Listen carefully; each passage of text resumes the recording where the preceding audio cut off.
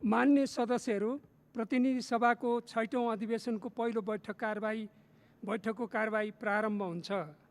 सर्वप्रथम सम्माननीय राष्ट्रपतिबाट अधिवेशन आह्वान सम्बन्धी पत्र प्राप्त हुन आएको छ। सोको ब्यौरा म पढेर सुनाउँछु। नेपालको संविधानको धारा 93 को उपधारा 1 बमोजिम सम्मत 2077 साल वैशाख 26 गते शुक्रबारका दिन 16 बजे अन्तर्राष्ट्रिय सम्मेलन केन्द्रमा नयाँ बानेश्वरमा सङ्घीय संसदको दुवै सदनको अधिवेशन आह्वान गरेको छु। विद्यादेवी भण्डारी, मिति 2077 वैशाख 21 गते। मान्य सदस्यहरू, 6औं अधिवेशनको पहिलो बैठकमा पाल्नुभएका सम्पूर्ण मान्य सदस्यहरूलाई हार्दिक स्वागत गर्दछु। मान्य सदस्यहरू, अब गणतन्त्र र लोकतन्त्र प्राप्तिका लागि जीवन उत्सर्ग गर्ने ज्ञात अज्ञात शहीदहरूप्रति श्रद्धाञ्जली अर्पण गर्न उठेर 1 मिनेट मौन धारण गरौँ।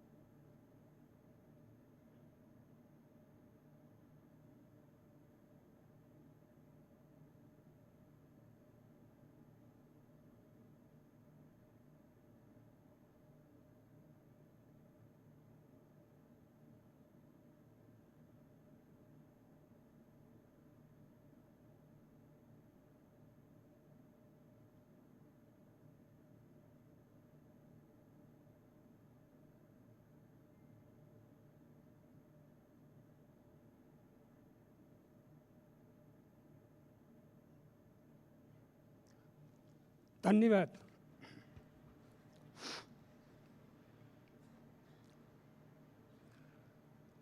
मान्य सदस्यहरू, अब प्रतिनिधि सभाका सचिव श्री गोपालनाथ योगीलाई राष्ट्रिय सभामा उत्पत्ति भएका काठमाडौँ उपत्यका सार्वजनिक यातायात व्यवस्थापन प्राधिकरण विधेयक 2076 र पारमाणविक विधेयक 2076 का सम्बन्धमा राष्ट्रिय सभाबाट प्राप्त सन्देश टेबल गर्न अनुमति दिन्छु।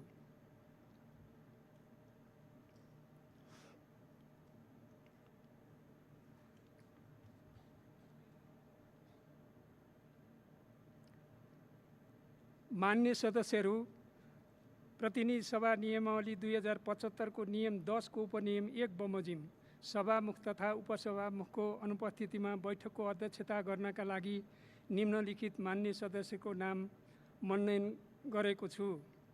मान्य श्री चन्द्रकान्त चौधरी, मान्य श्री डिला सङ्ग्रौला पन्त, मान्य श्री मानबहादुर विश्वकर्मा, मान्य श्री राधाकुमारी ग्यावाली, मान्य श्री रेखा शर्मा, मान्य श्री रेणु कुमारी यादव, मान्य श्री सोमप्रसाद पाण्डे। मान्य सदस्यहरू, अब सम्माननीय प्रधानमन्त्रीको तर्फबाट मान्य गृहमन्त्री श्री रामबहादुर थापालाई संवैधानिक परिषद काम, कर्तव्य, अधिकार र कार्यविधि सम्बन्धी पहिलो संशोधन अध्यादेश 2077 प्रस्तुत गर्न अनुमति दिन्छु।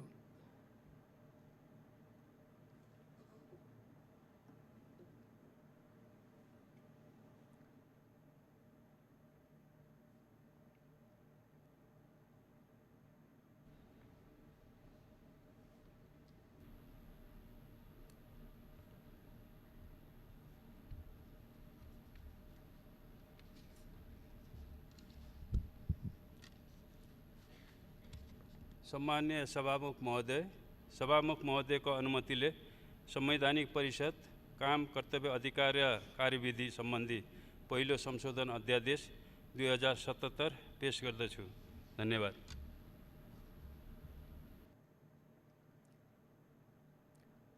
मान्य सदस्यहरू, अब मान्य कानुन, न्याय तथा संसदीय मामिला मन्त्री डाक्टर शिवमाया तुम्बा आम्फेलाई केही अध्यादेश खारेज गरी नेपाल ऐनको साबिकको व्यवस्था जगाउने अध्यादेश 2077 प्रस्तुत गर्न अनुमति दिन्छु।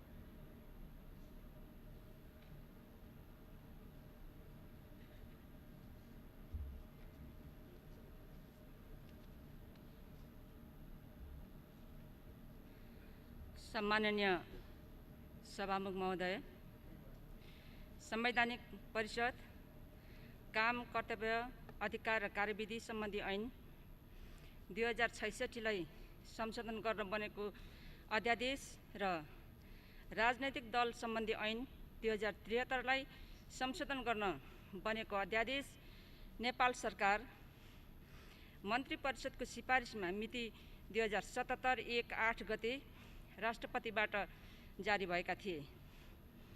उल्लेखित अध्यादेशलाई खारेज गरी त्यस्ता अध्यादेशबाट संशोधन भएका केही नेपाल ऐनका व्यवस्थालाई जगाई साबिकै व्यवस्था कायम गर्न आवश्यक भएको र तत्काल सङ्घीय संसदको अधिवेशन समेत चालु नरहेको नेपाल सरकार मन्त्री परिषदको सिफारिसमा मिति 2077 1/12 गते राष्ट्रपतिबाट केही अध्यादेश खारेज गरी ऐनको साबिक व्यवस्थालाई जगाउन बनेको अध्यादेश जारी भएको थियो। हाल सङ्घीय संसदको अधिवेशन सुरु भएको हुँदा नेपालको संविधान धारा 114 को उपधारा 2 को खण्ड क बमोजिम उक्त अध्यादेशलाई सङ्घीय संसदको दुवै सदनमा प्रस्तुत गर्नुपर्ने भएकोले प्रतिनिधि सभाको बैठकमा यो अध्यादेश प्रस्तुत गरेको छु। धन्यवाद।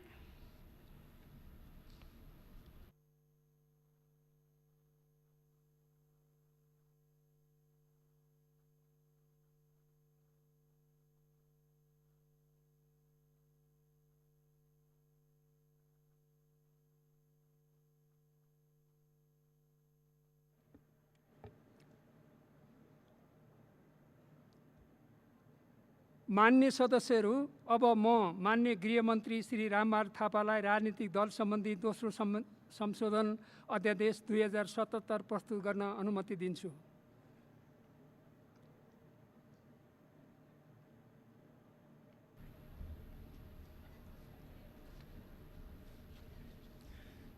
सम्मान्य सभामुख महोदयको अनुमतिले राजनीतिक दल सम्बन्धी दोस्रो संशोधन अध्यादेश 2077 पेश गर्दछु। धन्यवाद।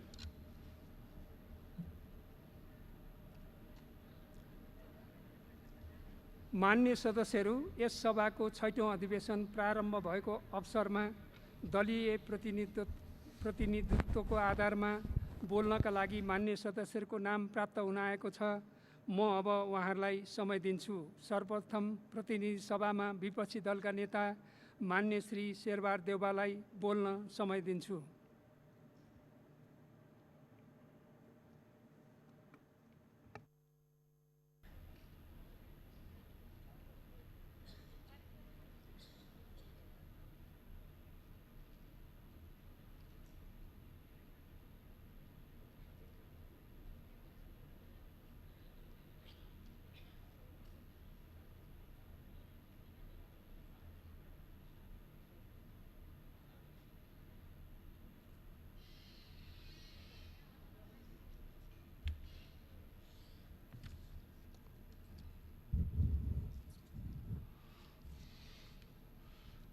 सम्माननीय सभामुख महोदय,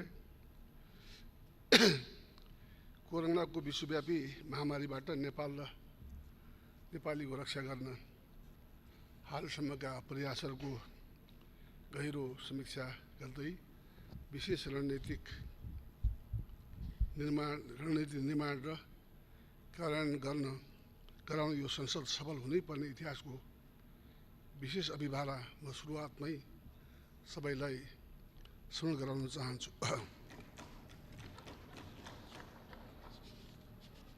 कोरोना भाइरस अर्थात् कोभिड-19 का कारण संसारका विभिन्न देशमा जीवन गुमाएका नेपालीहरूप्रति श्रद्धाञ्जली अर्पण गर्दै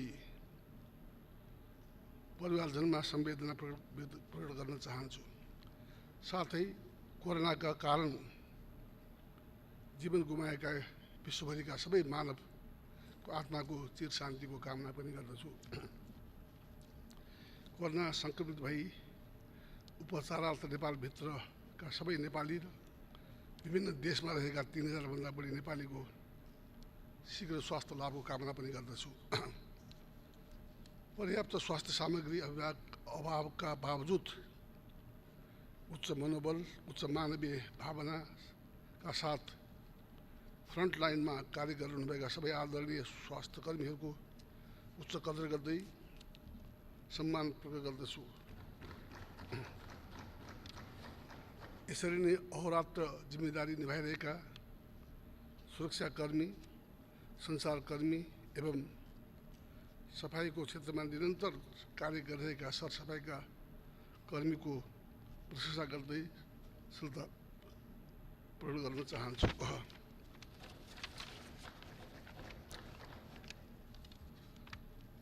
कोरोनाका कारण उत्पन्न अनेक जटिलतामा असीम धैर्यका साथ सामना गरिरहनुभएका स्वदेश र विदेशका समस्त नेपाली दिदीबहिनी दाजुभाइहरूको धैर्यको प्रशंसा गर्दै आजको परिस्थितिलाई संयम र एकताका साथ सामना गर्न यो सम्मानित सांसद मार्फत अपिल गर्न चाहन्छु। कोरोनाको सङ्कटका बेला सरकारमा सँगै नरहेर पनि सङ्कटमा सँगै लड्न सकिन्छ भन्ने राष्ट्रिय एकताको भावनाले प्रतिपक्षी दल नेपाली काङ्ग्रेसले कार्य गरिरहेको छ। नेपाली काङ्ग्रेसले पार्टीका सबै तहका नेता तथा पार्टी सदस्यलाई कोभिड-19 को नियन्त्रण र निर्मूल गर्न आफ्नो तर्फबाट निरन्तर कार्य गर्न आह्वान गरिरहेको छ र साथै साथीहरूले यसमा जिम्मेदारीपूर्वक कार्य गरिरहनुभएको छ। कोरोनाबाट नेपाल र नेपालीको रक्षा गर्ने विषयमा सरकारलाई हर सम्भव सघाउने तर व्यथिति भ्रष्टाचार र अन्यायवादी नीतिका विरुद्ध निरन्तर लड्ने यी दुई नीतिलाई हामी निरन्तरता दिनेछौँ। लकडाउनले श्रमिक, बेरोजगार र विद्यार्थीहरूलाई सबैभन्दा सङ्कटमा पार्यो। सरकारले पर्याप्त राहत नदिँदा हजारौँ श्रमिक पैदल हिँडेर गाउँ फर्किए। न खान दिने, न गाउँ जान दिने सरकारको यस्तो व्यवहारले जनतालाई आहत पुर्यायो। कोरोनाको कारणले रोजगारी गुमेका राज्यबाट सहज रूपमा राहत पाउनु पर्ने व्यक्तिले पाउन सकेका छैनन्। सुकुम्बासीलाई जाउलो पुर्याउने तत्कालीन दायित्व बिर्सेर सरकारले यो बेला सुकुम्बासी आयोग गठन गर्नु कुनै तर्क नै थिएन।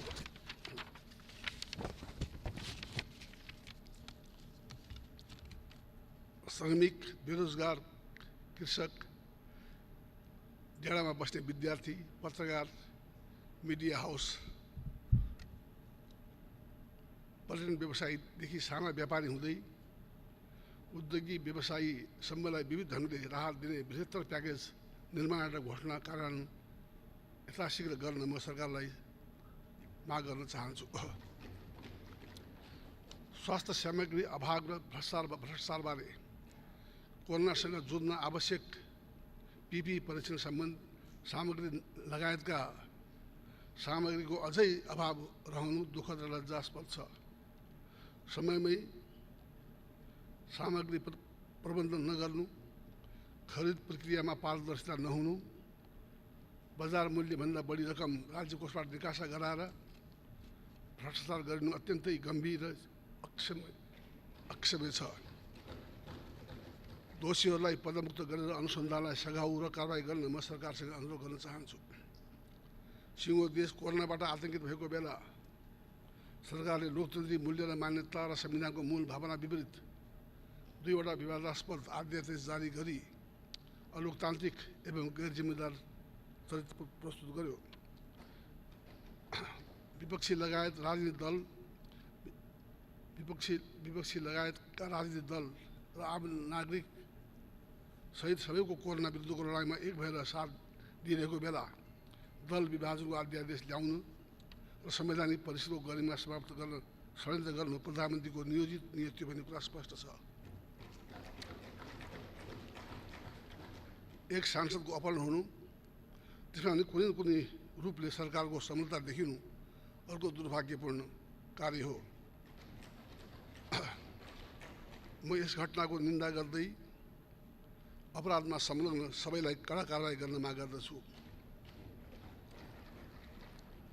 एकातर्फ कोरोनासँग लड्ने हाम्रो साझा दायित्व छ भने अर्कोतर्फ वर्तमान सरकारले नियोजित नियतबाट लोकतन्त्र र संविधानका विरुद्ध गरिरहेको घातबाट वर्तमान संविधान र लोकतान्त्रिक व्यवस्थाको रक्षा गर्नुपर्ने परिस्थिति पनि छ। म सरकार बाहिर रहेका राजनीतिक दल, सञ्चार माध्यम, बुद्धिजीवी र समस्त नेपालीहरूलाई यसबारे सजग र एकताबद्ध रहन यो सम्मानित सदस्य मार्फत अपिल गर्दछु। विश्वव्यापी रूपमै मानव जातिका समक्ष कोरोना रूपको ठुलो चुनौती देखा परेको छ। नेपाल पनि यस महामारीको अत्यन्त ज्यादा जोखिममा रहेको छ। सर्वत्र त्रासको व्यवस्था विद्यमान छ। यस्तो विषम परिस्थितिमा सरकारले कोभिड-19 को नियन्त्रण र निर्मूल गर्न विवेक समेत तरिकाले जिम्मेदार भई कार्य गर्नुमा सरकार यसमा पूर्ण रूपले असफल भएको छ। सरकारले नागरिकलाई आफू भएको अनुभूति गराउन सकेको छैन। महामारी विरुद्ध लड्न पूर्व तयारी, लकडाउनको बेलामा राहत, क्वारेन्टाइन, अस्पताल आदिको उचित व्यवस्थापन, स्वास्थ्य तथा सुरक्षाकर्मी लगायतका अग्रपन्थीमा काम गरेका व्यक्तिहरूको व्यक्तिगत सुरक्षा सामग्री, परीक्षण सामग्रीको आपूर्तिका कामहरू उचित तौरले भएका छैनन्। नेपालमा कोरोनाको पहिलो सङ्क्रमण देखिएको महिनौ बितिसक्दा पनि हालसम्म अत्याधिक रूपमा परीक्षण भइसक्नु पर्नेमा अत्यन्त न्यून सङ्ख्यामा परीक्षण भइरहेको छ। परीक्षण सामग्रीको विश्वसनीयतामा प्रश्न उठेको छ। विदेशका विभिन्न स्थानमा विदेशका विभिन्न ठाउँमा बिचल्लीमा परेका नेपाली नागरिकको उद्धारको कुनै योजना छैन। कोरोनाबाट विभिन्न क्षेत्रमा उत्पन्न हुने नकारात्मक प्रभावको अध्ययन गरी तत्कालीन र दीर्घकालीन रणनीति बनाउन सकेको छैन। यस्तो अत्यन्त विषम अवस्थामा भ्रष्टाचारको विषयमा सार्वजनिक हुनु, सरकार लोकतान्त्रिक मूल्य मान्यता र संविधानको भावना विपरीत क्रियाकलापमा व्यस्त हुनु, सांसदको अपहरण हुनु र अवाञ्छित र अपराधिक गतिविधि कुनै पनि रूपले स्वीकार्य हुन सक्दैनन्। यी विषयहरूमा नेपाली काङ्ग्रेसले गम्भीरतापूर्वक लिनुका साथै अत्यन्त सूक्ष्म ढङ्गले विशेष गरी सरकारले शासन गर्ने राजनैतिक र नैतिक आधार गुमाइसकेको ठहर गरेको छ।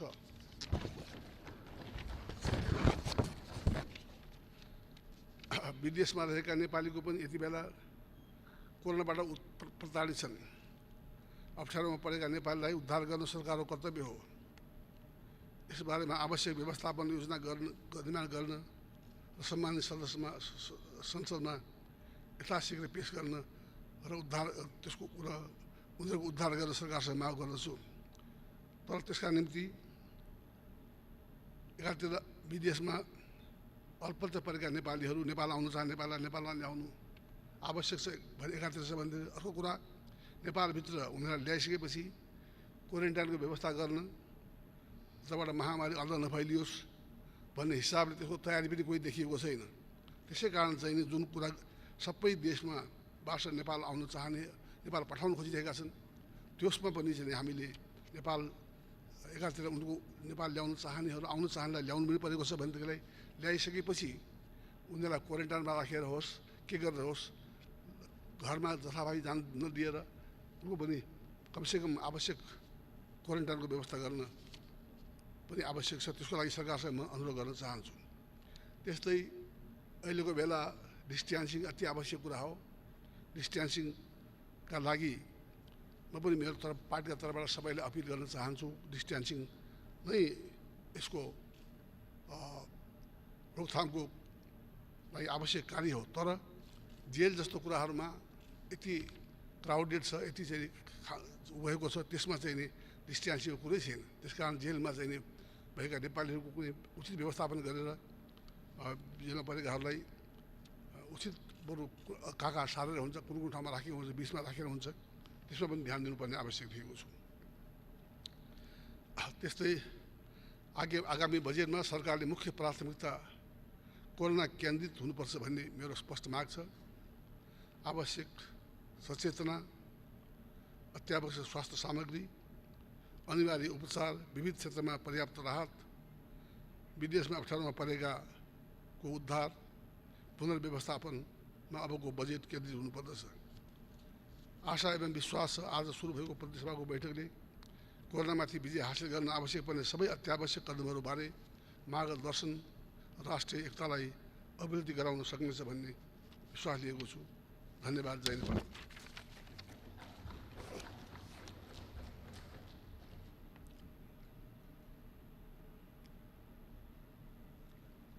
माननीय श्री सुभाष चन्द्र नेमवाङ।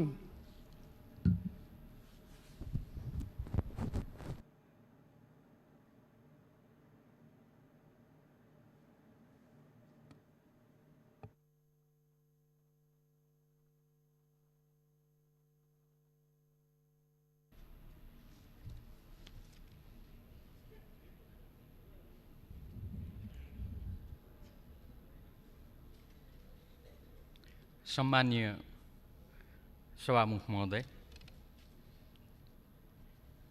प्रतिनिधि सभाको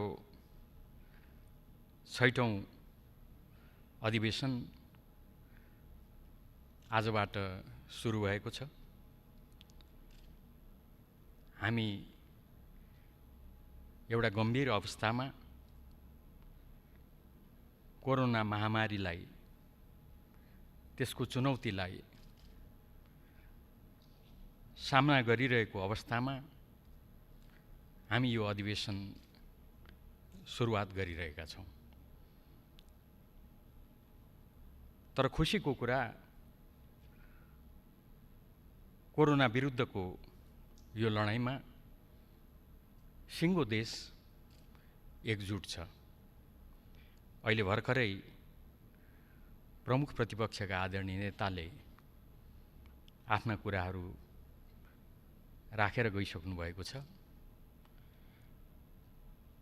यो साझा विषय कोरोना विरुद्धको लडाइँमा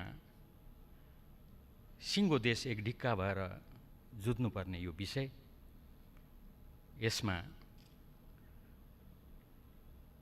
अहिले भर्खरै बोल्ने क्रममा पनि उहाँले जुन ऐक्यबद्धता जनाउनु भएको छ, यसको लागि सबभन्दा पहिले म प्रमुख प्रतिपक्ष लगायत सम्पूर्ण प्रतिपक्षी मित्रहरूलाई हाम्रो तर्फबाट धन्यवाद दिन चाहन्छु।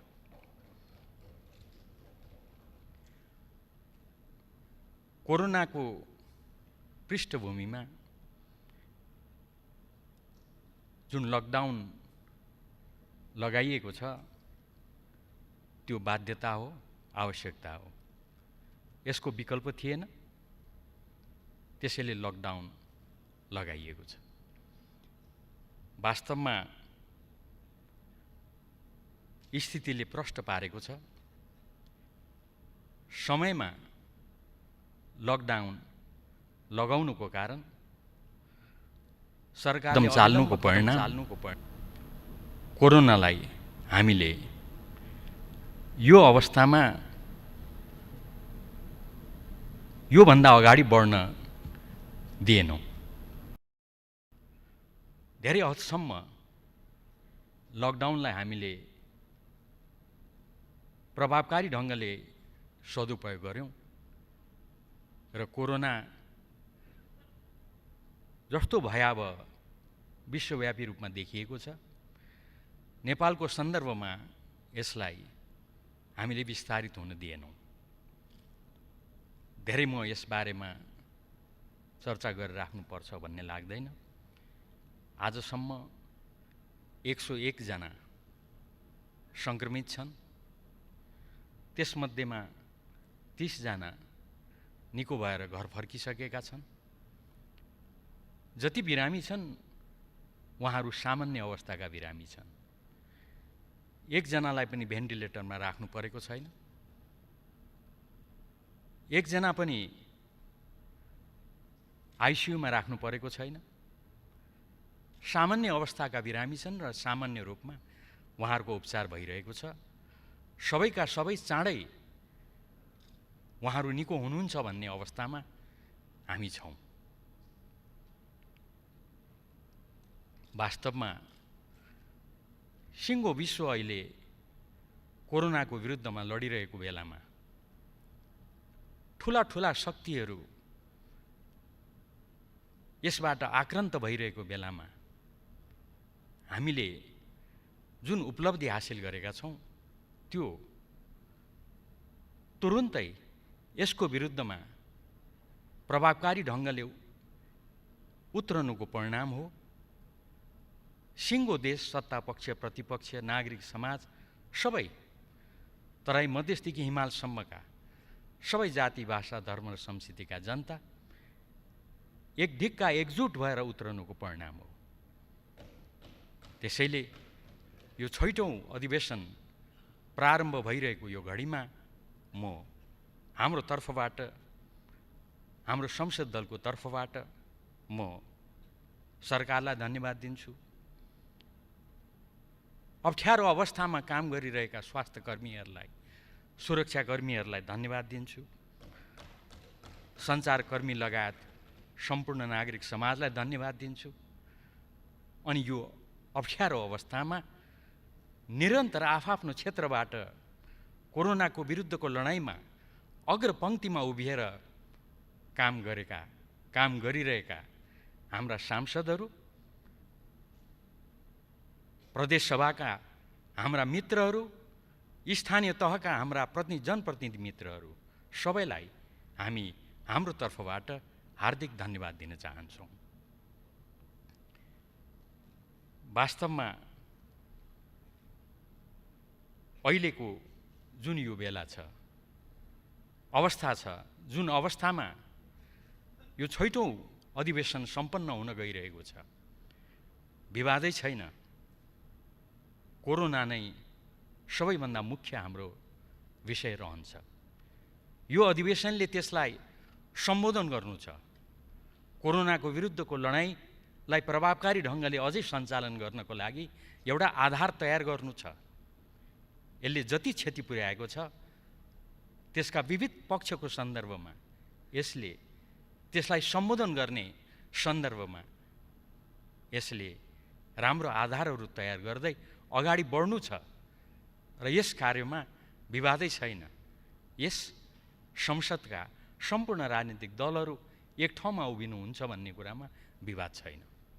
त्यसको लागि म आग्रह गर्न चाहन्छु।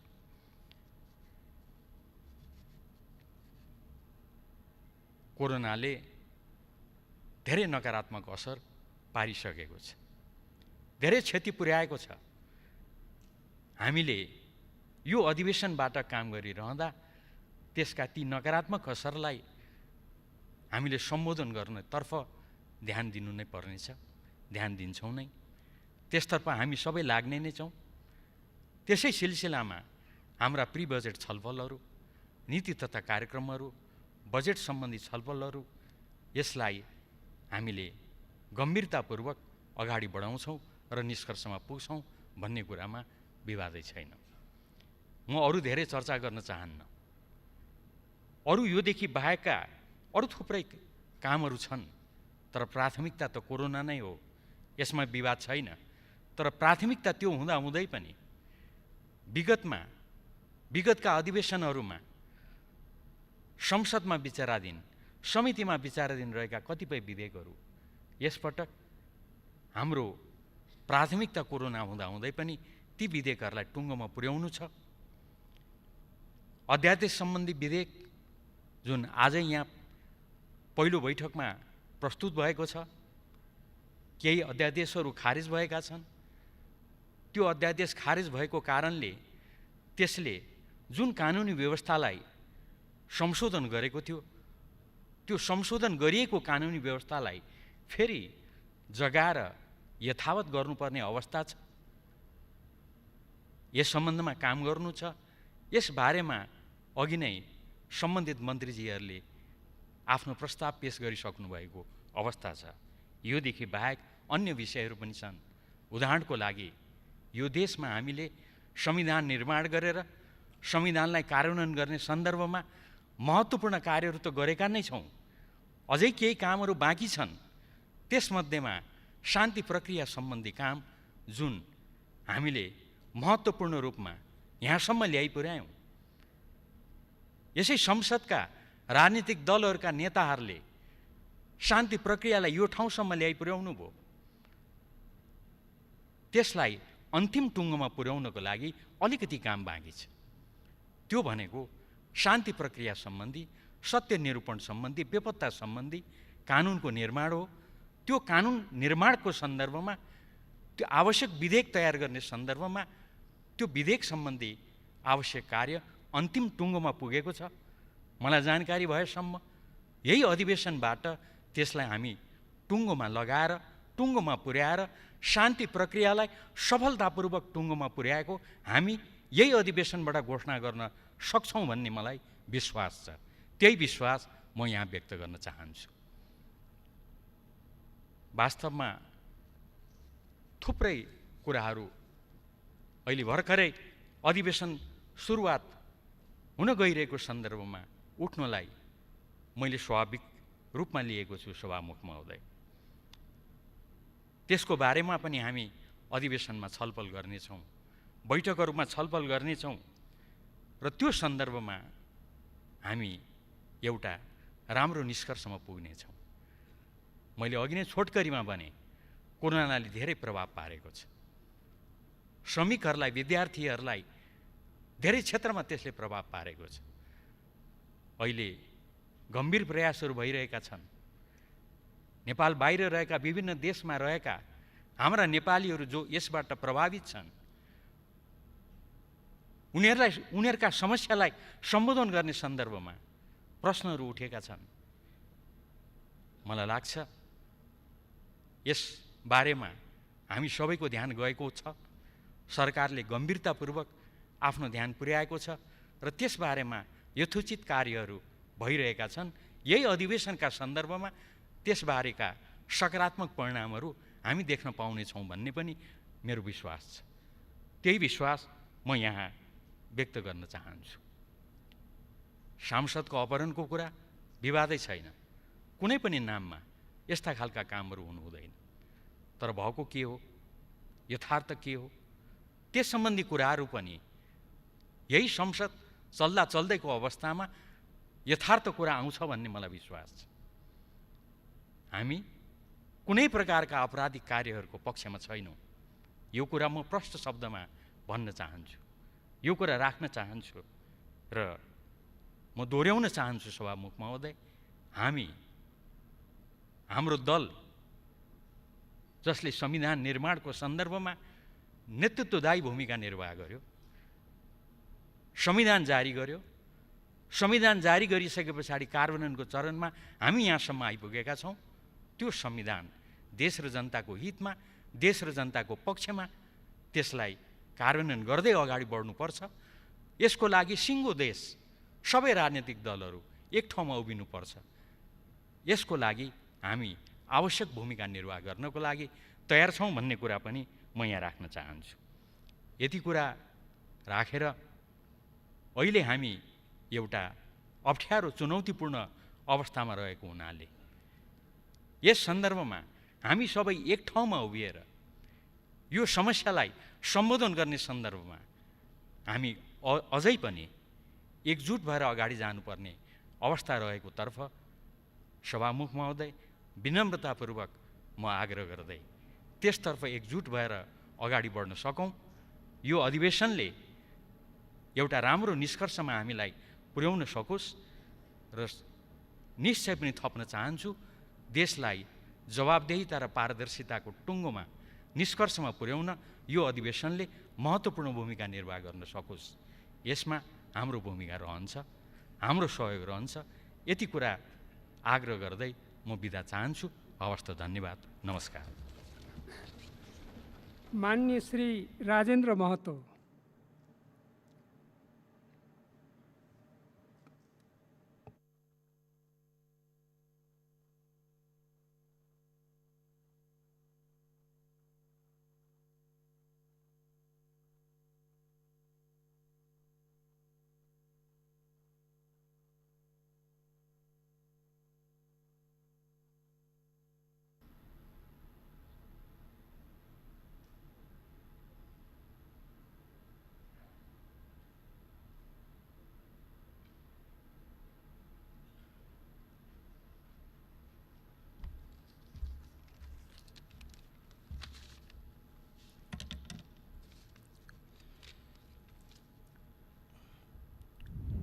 सम्माननीय सभामुख महोदय,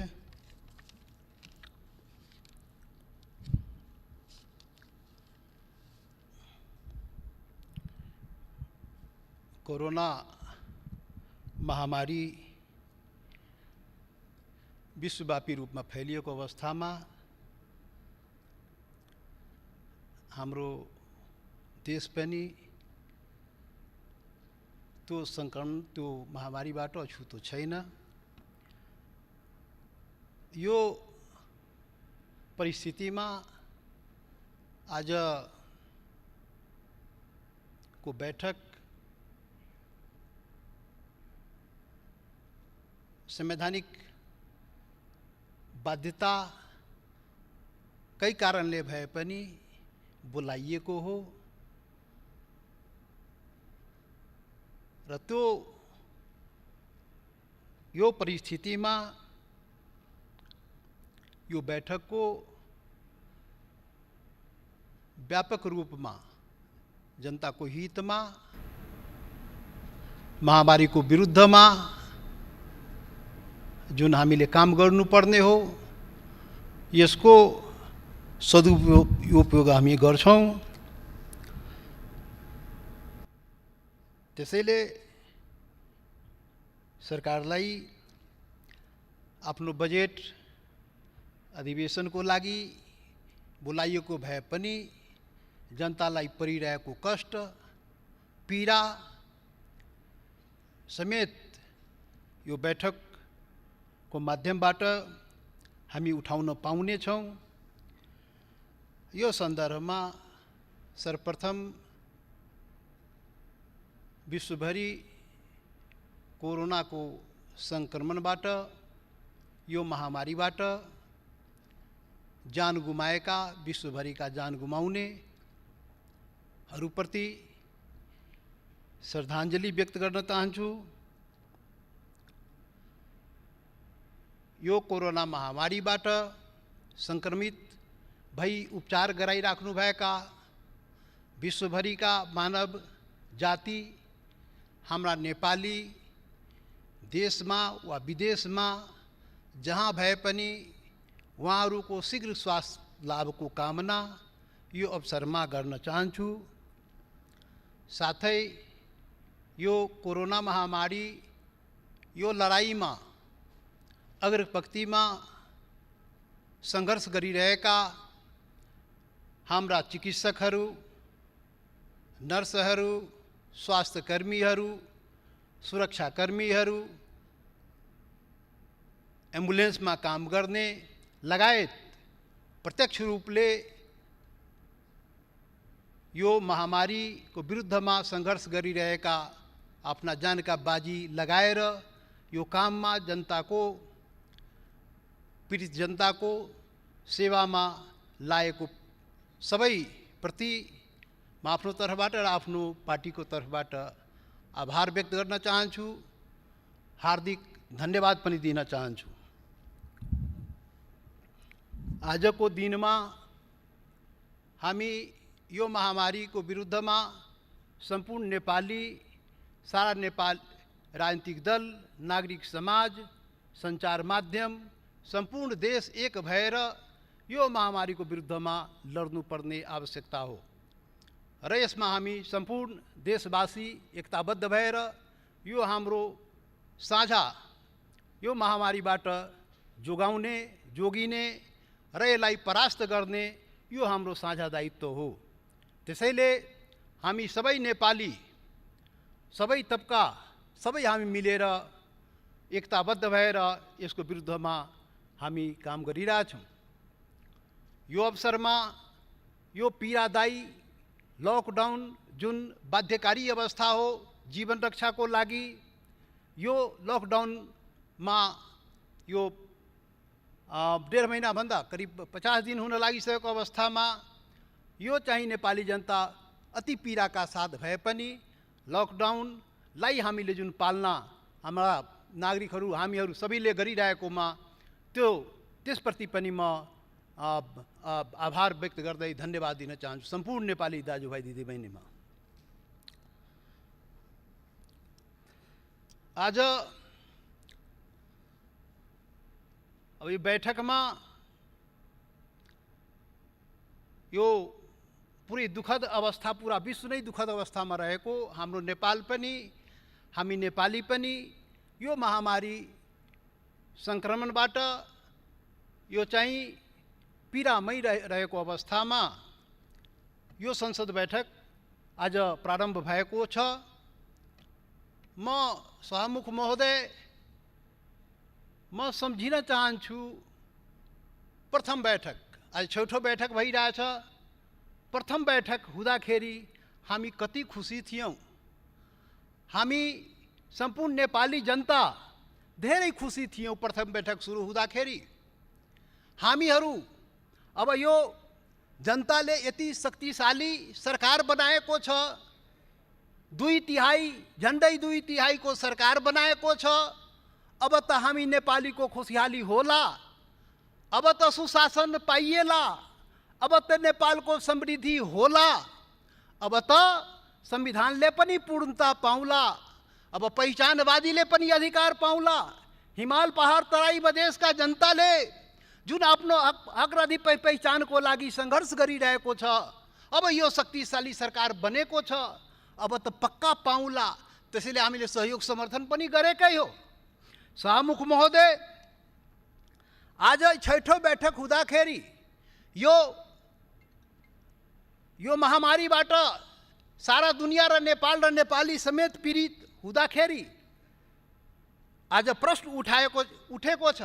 आज प्रश्न उठाउन मन लागेको छ सभामुख महोदय, नेपाली जनताले के पाए? आज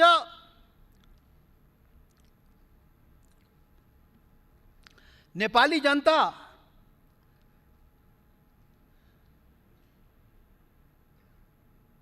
यो शक्तिशाली सरकारबाट के पाए?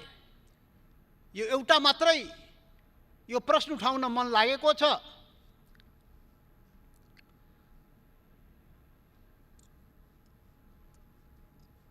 त्यो जुन सपना हामीले देखा थियौँ,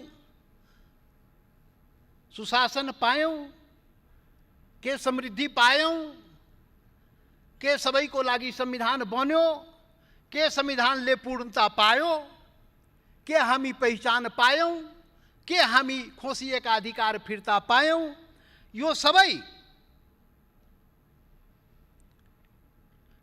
सवाल आज उठाउँदैन सभामुख महोदय, आज उठाउँदैन। निर्वाचित सांसद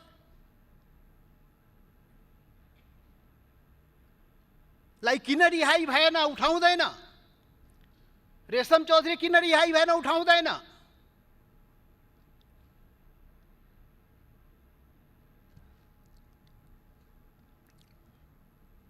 आज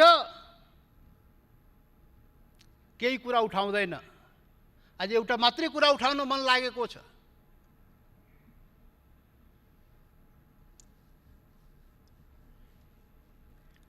एउटा मात्रै प्रश्न हो, एउटा मात्रै माग हो। आज सभामुख महोदय, तपाईको मार्फत यो सरकारलाई एउटा मात्रै आज माग गर्न आएको हो। आज केही पनि उठाउनेवाला छैन।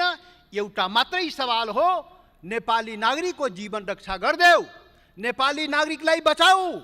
सरकार, नेपाली जनता सङ्कटमा छ, उसको जीवन रक्षा गर, कोरोना सङ्क्रमणबाट नेपालीको रक्षा गर।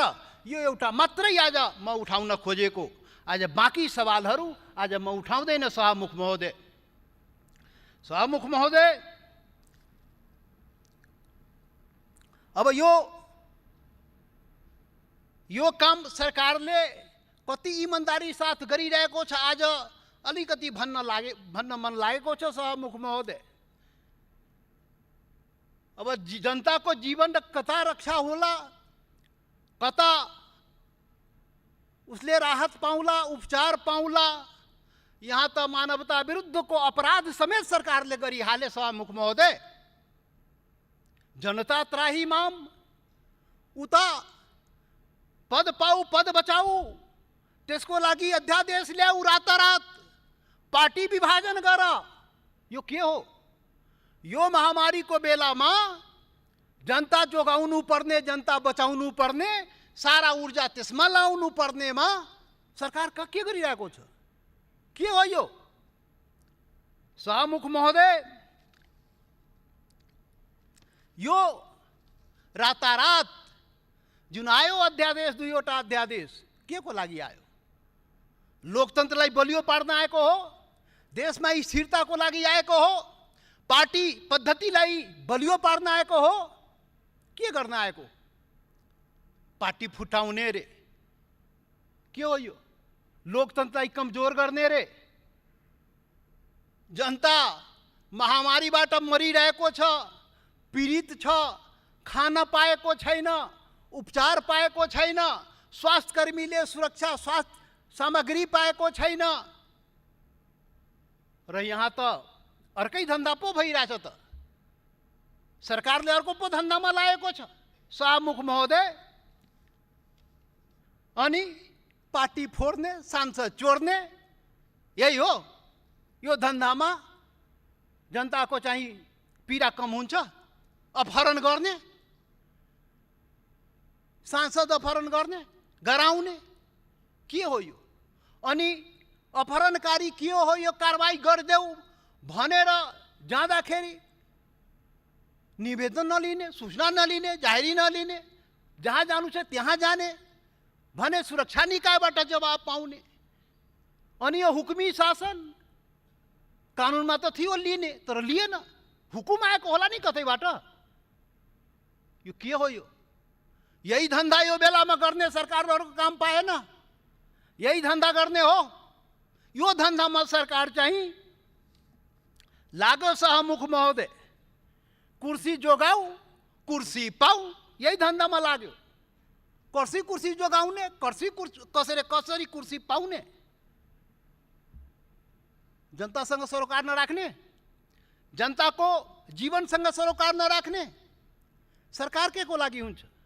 यस्तै बेला मौकामा, यस्तै सङ्कट परेको बेलामा जनताले चाहिँ सरकारबाट रक्षा सुरक्षा खोजेको हुन्छ, राहत खोजेको हुन्छ। अनि त्यो सङ्कटको बेला पनि सरकार चाहिँ काम नलागेपछि अनि के मतलब? काम नकाजको 2/3 शक्तिशाली सरकार जनतालाई पीडा पुर्याउनलाई जनताले भोट दिएको हो। जनतालाई पीडा पुर्याउन जनताले भोट दिएको होइन। यो कुरा किन बुझिरहेको छैन सरकार? त्यसैले सभामुख महोदय, फुटाउन त हाम्रो पार्टी पनि फुटाउने रे, हाम्रो मित्र समाजवादी पार्टी पनि फुटाउने रे, अनि फुटाएर आफ्नोमा मिलाउने रे, अनि कुर्सी जोगाउने रे। के हो यो?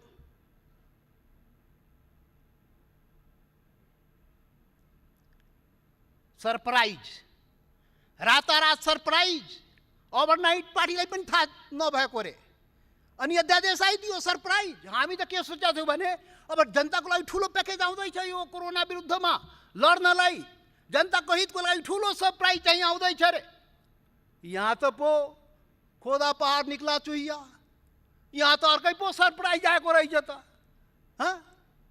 कुर्सी बचाउने, कुर्सी पाउने, अनि पार्टी तोड्ने, फोड्ने, चोर्ने, अपहरण गर्ने, यस्ता यस्ता काम त हामीले पनि यस्तो सरप्राइज नेपाली जनतालाई चाहिएको छैन। यस्तो सरप्राइज पीडा पुर्याउने सरप्राइज काम न काजको हामीले पनि सरप्राइज देखाइदिउँ ल। फोर त फोर न हामीलाई, हामी पनि रातारात एकता गरेर देखाइदिउँ ल। फोर हामी पनि सरप्राइज गरेर देखाइदियौ। त त्यही हो। त्यसैले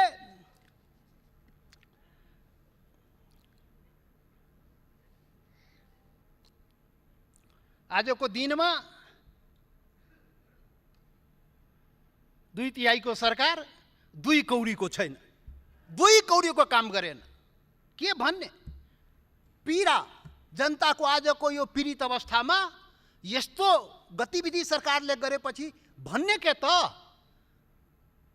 2/3 सरकार 2 कौडीको काम नगर्ने, अनि यस्तो हो? यो भएन। आज म पहिले नै भने आज उठाउँदैन, आज संविधान संशोधन कुरा पनि उठाउँदैन, आज अधिकारको कुरा उठाउँदैन, के उठाउँदैन? आज त भ्रष्टाचार कुरा पनि उठाउँदैन। यो औषधि किन्नेमा अहिले अवस्थामा के अरे महामारीको बेलामा पनि भ्रष्टाचार रे, त्यो पनि उठाउँदैन। निर्मला पन्तको बलात्कारीले ल्याउ त्यो पनि उठाउँदैन। वाइट बडीमा के गर्यो त्यो पनि उठाउनेवाला छैन। आज सुन काण्डमा के भयो त्यो पनि उठाउँदैन। आज ल घर घरमा ग्यासको नल्ली पुग्यो, पाइपलाइन पुग्यो, त्यो पनि उठाउँदैन। उठाउँदैन, केही पनि नउठाउने, केही पनि माग्दैन। क्षमता नभएको, एजेन्डा नभएको सरकारसँग के माग्ने? के माग्ने? केही नमाग्ने। दिन पनि के सक्छ? गुन्डा लगाएर अपहरण गर्छ, अनि विपक्षीलाई तह लगाउने रे, कुन बेला कसलाई मुद्दा लगाएर भित्र हालिदिने ठेकानै छैन। फेरि यस्तो छ। त्यसैले यो सरकारले कुर्सीको लडाइँ गर्न जान छ है। यो त्यसमा चाहिँ सिपालु, कुर्सी चाहिँ पाउने, कुर्सी जोगाउने, त्यसमा चाहिँ बडा सिपालु छ। त्यो त बडा रातोरात गर्दो रहेछ त। यस्तो यस्तो काम चाहिँ अब यो सरकारलाई हामीले विपक्षीले लोकतन्त्र मान्ने हट भनेर हामीले भन्नै सक्दैन। त्यो त पार्टी जानुन्, उहाँको पार्टी जानुन्। हामीलाई सरकारको हामीले गर्न सक्ने काम होइन त्यो। तर हामी चाहिँ यो रोस्टमको प्रयोग त गर्न सक्छौँ। लकडाउन भएकोले सडकमा त बोल्न पाइएन, तर यहाँ त बोल्न पाइन्छ नि त। के गर्यो सरकारले भन्न सक्ने अवस्था हो। त्यसैले आज एउटा मात्रै कुरा उठाउने, केही पनि न कुरा उठाउने, एउटा मात्रै कुरा उठाउने, त फेरि म सरकार सभामुख महोदय, सरकारको कानमा पुगोस्, जनता जोगाइदेऊ, जनता बचाइदेऊ, यो महामारीबाट जनतालाई राहत देऊ। त्यो गरिब निमुखा जो रोजगारी गरेपछि खान पाउने हो, त्यसले खान पायो कि पाएन? उसको बालबच्चा ध्यान गयो? आदेश फरमान जारी हुन्छ, त्यो काम भयो कि भएन? गाउँमा हिमाल पहाड तराई मधेसमा काम भयो भएन? भयो त अनुगमन, भयो सोधखोज, फुर्सदै छैन। कहाँ हुन्छ? त्यो सुरक्षाकर्मीले, त्यो देशभरिको के भन्छ यो स्वास्थ्यकर्मीले त्यो सामग्री पाएन? त्यो जाँच अब हेर्नुहोस् न। अब यो के भन्छ भने यो सङ्क्रमणबाट अहिले हाम्रो के अरे सत्तापक्षका नेताजी यहाँ भन्नुभयो, सभामुख महोदय, अब यति मात्रै न हो 100 कि कति रे 101 न हो सङ्क्रमित। अरे कतिको जाँच गर्यो? कतिको जति विदेशबाट आयो त्यतिको पनि जाँच गर्यो सरकारले? 50औं दिन भइसक्यो, अनि छैन। यो त व्यापक रूपमा जाँच हुनुपर्ने होइन र? अनि व्यापक रूपमा जाँच भए पो पत्ता लाग्छ त कति हो होइन। एउटा एउटा परिवारबाट 17वटा निस्किन्छ, जाँचै नगर्ने। अनि कछुवाको गतिमा चाहिँ यो चाहिँ के अरे कोरोना टेस्ट चाहिँ गर्ने, अनि छैन भने पिठी थपथपाउने। यो भएन। यो गतिविधि, यो धन्दा ठिक भएन। व्यापक रूपमा परीक्षण हुनु पर्यो, अनि त्यसबाट पो थाहा हुन्छ त। हामी सांसद हिजो चाहिँ टेस्ट गरायौँ, छैन रे, के अरे कुनै सांसदमा निस्केन रे। अब भोलिदेखि के भन्छ, जनताले क्षेत्रमा बोलाउँछ नि त, जानु पर्यो नि त। अनि जनताको तपाईँ जाँचै नगरिदिने, अनि त्यो सांसद त्यो गाउँमा क्षेत्रमा घुम्दाखेरि कोरोना बाँट्ने। किनभने हाम्रा कुन सङ्क्रमित थाहै छैन।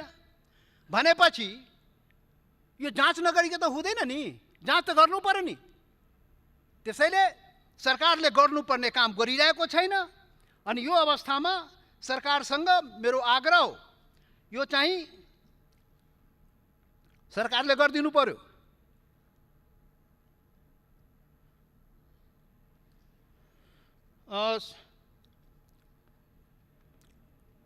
सभामुख महोदय, आजलाई छुट्याउ। अब टाइम हुन त मैले भन्नुभएकै छैन, अनि छोटो र मोटो के हो यो? अब आफ्नो कुरा त राख्नै पाउनुपर्छ नि। अब 50 दिनपछि अब लकडाउनमा मुखमा पनि ताल लाएर बस्नुपर्ने थियो, बल्ल त बोल्न पाइएको छ। त्यसैले सभामुख महोदय, यो चाहिँ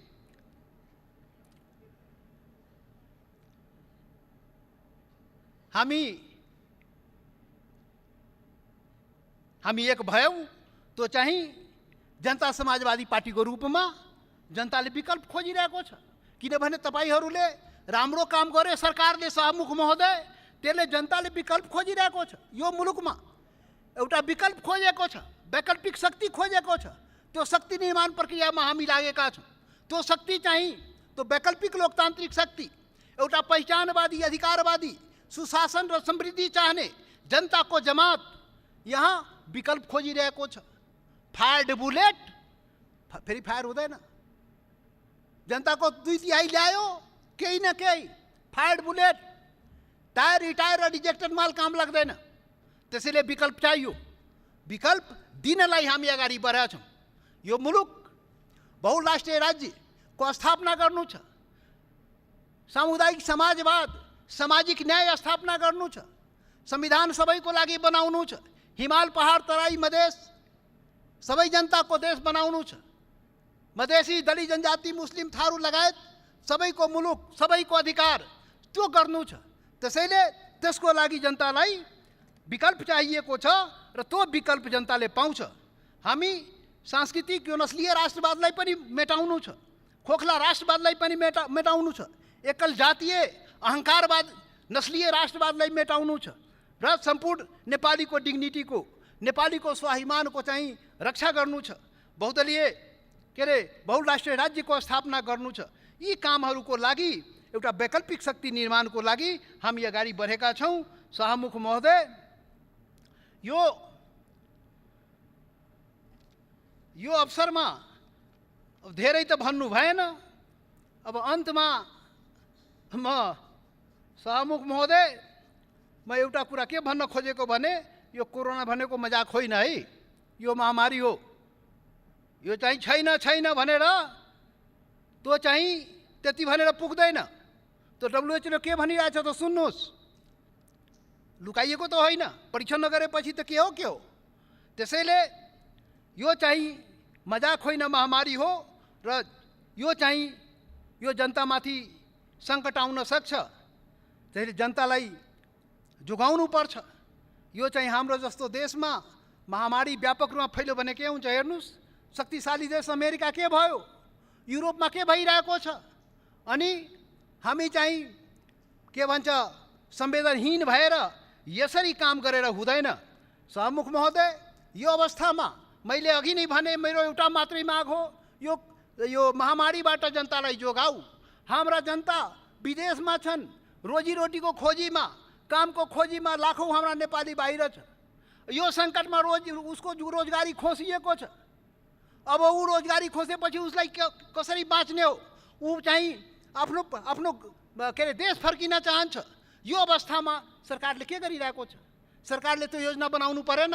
आफ्नो मातृभूमि पनि आउन नपाउने, आफ्नो देश फर्किन नपाउने त्यो व्यवस्था कसले गर्छ?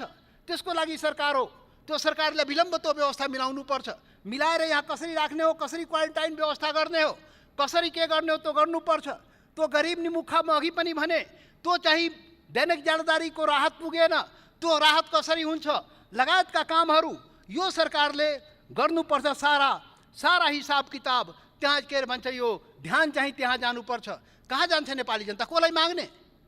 मोदीसँग माग्न जाने कि सिपिङसँग माग्न जाने कि त्यो चाहिँ के भन्छ ट्रम्पसँग माग्न जाने? हामी त केपी ओलीजीलाई नै भन्ने हो, हाम्रो प्रधानमन्त्रीलाई, हामीलाई जोगाऊ, जनतालाई बचाऊ, फेरि जनता सीमा क्षेत्रमा जनता बसिरहेको छ, आफ्नो मुलुकमा आउन चाहन्छ, कसरी ल्याउने हो त्यो कसले गरिदिने हो? आफ्नै सरकारलाई नै भन्ने हो। त्यसैले आफ्नो सरकार चाहिँ कानमा तेल हालेर सुत्नु भएन, कुर्सीको लडाइँ मात्रै काम हो त्यो ठानिदिनु भएन। जनताको रक्षा, जनताको चाहिँ सरोकारका विषय, यो संवेदनशील विषय जनताको हो। सरकारले हाम्रो सोच दिनु पर्यो।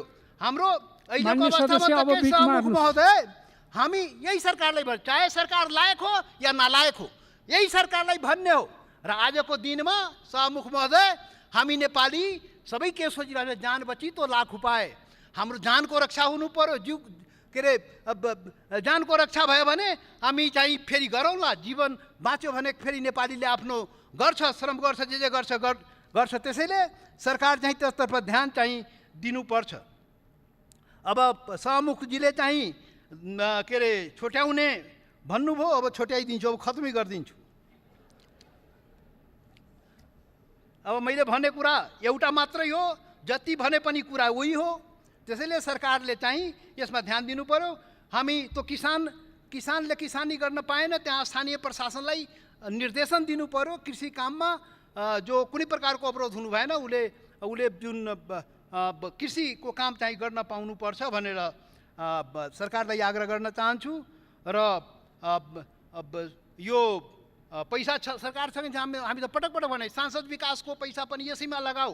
यो चाहिँ अहिले विकास होइन, जनतालाई बचाऊ। अहिले विकास चाहिए होइन, जनतालाई जोगाऊ।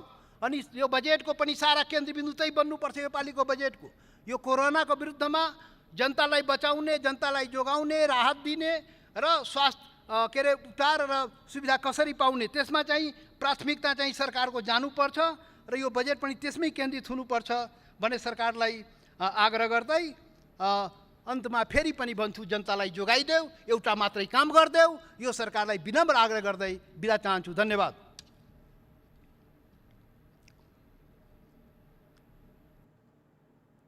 माननीय डाक्टर बाबुराम भट्टराई।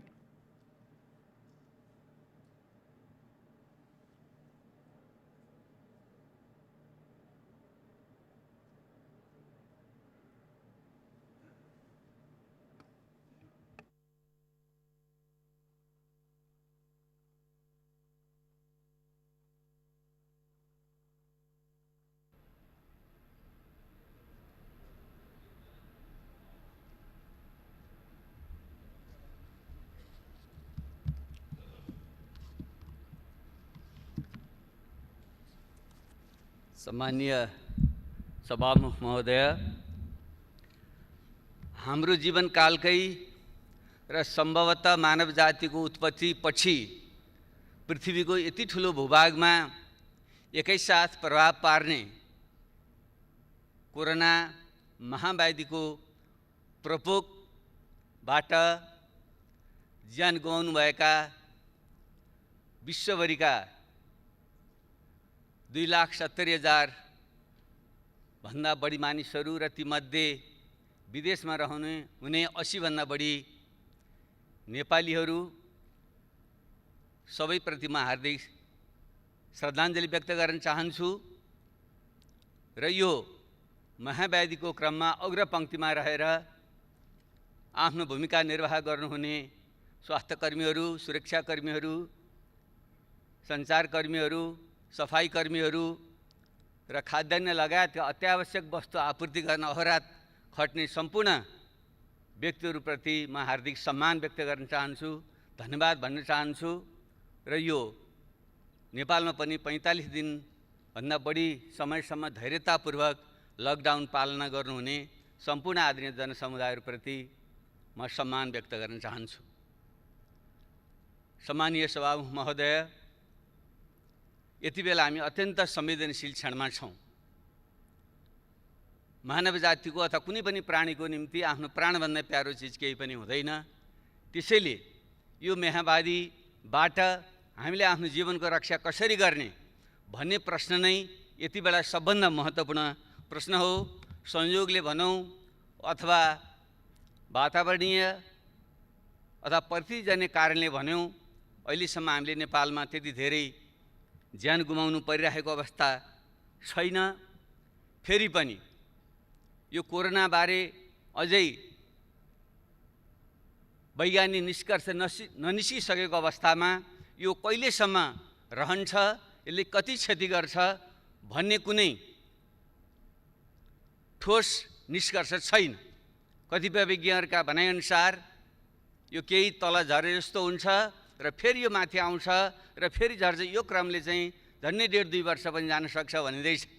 र नेपालकै सन्दर्भमा भनियो भने अहिले हामीसँग थोरै मात्रै सङ्क्रमितको सङ्ख्या देखिए पनि परीक्षणको सङ्ख्या हाम्रो अत्यन्त नगण्य छ। जबकि विश्वका थुप्रै देशहरूमा प्रति 10 लाख 30, 40, 50 हजारसम्मको परीक्षण गरिएको छ भने हिजोको तथ्याङ्कसम्म नेपालमा चाहिँ हामीले प्रति 10 लाख जम्मा 534 जनाको PCR विधिबाट परीक्षण गरेका छौँ, किनकि त्यो नै बढी भरपर्दो मानिएको छ। सुदूरपश्चिम प्रदेश जहाँ 1 लाखभन्दा बढी विदेशमा श्रम गरे नेपालीहरू आएको तथ्याङ्क छ, त्यहाँ आज मात्रै समाचार आएको छ त्यो परीक्षण किटको अभावमा त्यही पनि त्यो रोकिएको छ।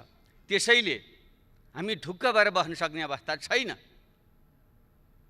कतिपय विज्ञहरूले भनेका छन् हामीले ठिक ढङ्गले परीक्षण गर्न नसकेको कारणले गर्दा यो सङ्क्रमितहरूको सङ्ख्या लुकेको पनि हुनसक्छ। त्यसो भएको हुनाले हामीले प्रोक्सी टेस्टको तरिकाले पनि हामीले अनुमान गर्नुपर्छ। अर्थात् प्रति महिना सम्बन्धित क्षेत्रमा मृत्युदर के थियो अथवा नेपालमा के थियो भन्नेको आधारमा पनि यो बिचमा बढ्यो कि घट्यो भन्ने तरिकाले पनि त्यसलाई पत्ता लगाउन अथवा अनुमान गर्न सकिँदो रहेछ। उदाहरणको निम्ति हालसालै इरान र टर्कीमा थोरै सङ्ख्या देखियो, उनीहरू ढुक्क भएर बसे, तर पछि वारवार ती थाहै नपाइकन धेरै मान्छेहरूको त्यहाँ मृत्यु भयो। पछि बुझ्दा तिनीहरू कोरोनाबाट तिनीहरूको मृत्यु भएको रहेछ। त्यसैले अरू तरिकाबाट पनि हामीले गर्नुपर्दछ र सरकार ढुक्क भएर बस्नु चाहिँ हुँदैन। तपाईँ हामी कोही पनि ढुक्क भएर बस्नु हुँदैन। र दुःखको कुरा यो गत मङ्सिरदेखि यो आउँदैछ भन्ने हामीले थाहा हुँदाहुँदै पनि हाम्रो तयारी कति कमजोर रहेछ त्यो हामी सबैले देख्यौँ। अहिले यति बेला आरोप प्रत्यारोप गर्नु शोभनीय हुँदैन, त्यो चाहना पनि छैन। तर यथार्थ तथ्यबारे चाहिँ हामी फेरि अवगत हुनैपर्छ। हामीले आफैले ढाँटेर बस्यौँ भने फेरि ठुलो क्षति हुने खतरा पनि रहन्छ। हामीले जुन सामान्य स्वास्थ्यका उपकरणहरू, सुरक्षा उपकरणहरू, अस्पताल लगायतको व्यवस्थापन जुन ढङ्गले हामीले गर्नु पर्थ्यो त्यो पुगेको रहेनछ भन्ने त हामीले देख्यौँ। त्यसैले त्यतापट्टि हामी गम्भीर बन्नै पर्छ। अब सरकारको तर्फबाट बोल्नु पर्दा त हामी सबै ठिक गऱ्यौँ, सबै ठिकठाक छ भन्नै पर्छ औपचारिकताको निम्ति। तर हामीले आफ्नो ब्रह्मलाई सोध्यौँ भने ठिकठाक छैन। एउटा लकडाउन हामीले गर्नै पर्थ्यो सोसियल डिस्टेन्स मेन्टेन गर्नुको निम्ति, विश्वव्यापी मान्यता थियो, हामीले पनि गऱ्यौँ। तर हामी कसरी गरिरहेका छौँ, किनकि हामीसँग खुला सिमाना छ, 60 लाखभन्दा बढी नेपालीहरू विदेशमा छन्। त्यसो भएको हुनाले अरूले जे गर्छन् हामीले पनि त्यही गर्नुपर्ने हाम्रो बाध्यता छ। एउटा लकडाउन हामीले गरेका छौँ। अर्को हाम्रो सरकारले गरेको छ, हाम्रा विदेशका नागरिकहरूलाई भित्र नआऊ भने तिनलाई रोकेको छ, त्यो काम गरेको छ। त्योदेखि बाहेक अरू त्यति सन्तोषजनक ढङ्गले चित्त बुझाउने ठाउँ छैन। यसबारे चाहिँ सरकारको ध्यान पुग्नेछ भन्ने म विश्वास दिलाउन चाहन्छु। अब केही धेरै विस्तारमा नगइकन म अलिकति यही विषयमा कहाँ मात्रै ध्यान आकर्षण गर्न चाहन्छु भने एउटा हामी गम्भीर बन्नै पर्ने विषय, हाम्रा जुन विदेशमा श्रम गर्न बाध्यतावश श्रम गर्न गएका नागरिकहरूको ठुलो सङ्ख्या छ, उनीहरूको अत्यन्त विचल्लीको अवस्था छ। म सोसियल मिडियामा पनि सक्रिय हुन्छु। त्यसै गर्दा मलाई रातिसम्म कहिले माल्टाबाट फोन आउँछ, कहिले मध्य अमेरिकाबाट फोन आउँछ, कहिले मलेसियाबाट फोन आउँछ, कहिले भारतको गुजरात र गोवाहरूबाट फोन आउँछ। हामी अल्पत्र पऱ्यौँ। त्यहाँको सरकारले भन्छ तिमीहरू जाऊ, जस्तै गोवाको सरकारले अस्ति मात्रै सूचना जारी गरेर तिमीहरू हिँड यहाँबाट, हामी रेल ल्याउँछौँ, त्यहाँ बसेर तिमीहरूको सिमानासँग पुर्याइदिन्छौँ भनेको छ। तर हाम्रो सरकारले त्यसबारे चाहिँ ठोस निर्णय गर्न सकेको छैन। मैले त्यसलाई सेयर पनि गरेको थिएँ, सरकारले पक्कै पनि थाहा छ यो विषयमा।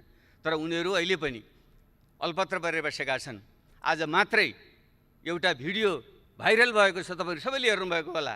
एकजना डाक्टरले सेयर गर्नुभएको भिडियोलाई मैले ट्विटरमा पनि सेयर गरेको थिएँ। त्यो सुनौँ, सबैले सुनौँ, हेरौँ एकचोटि।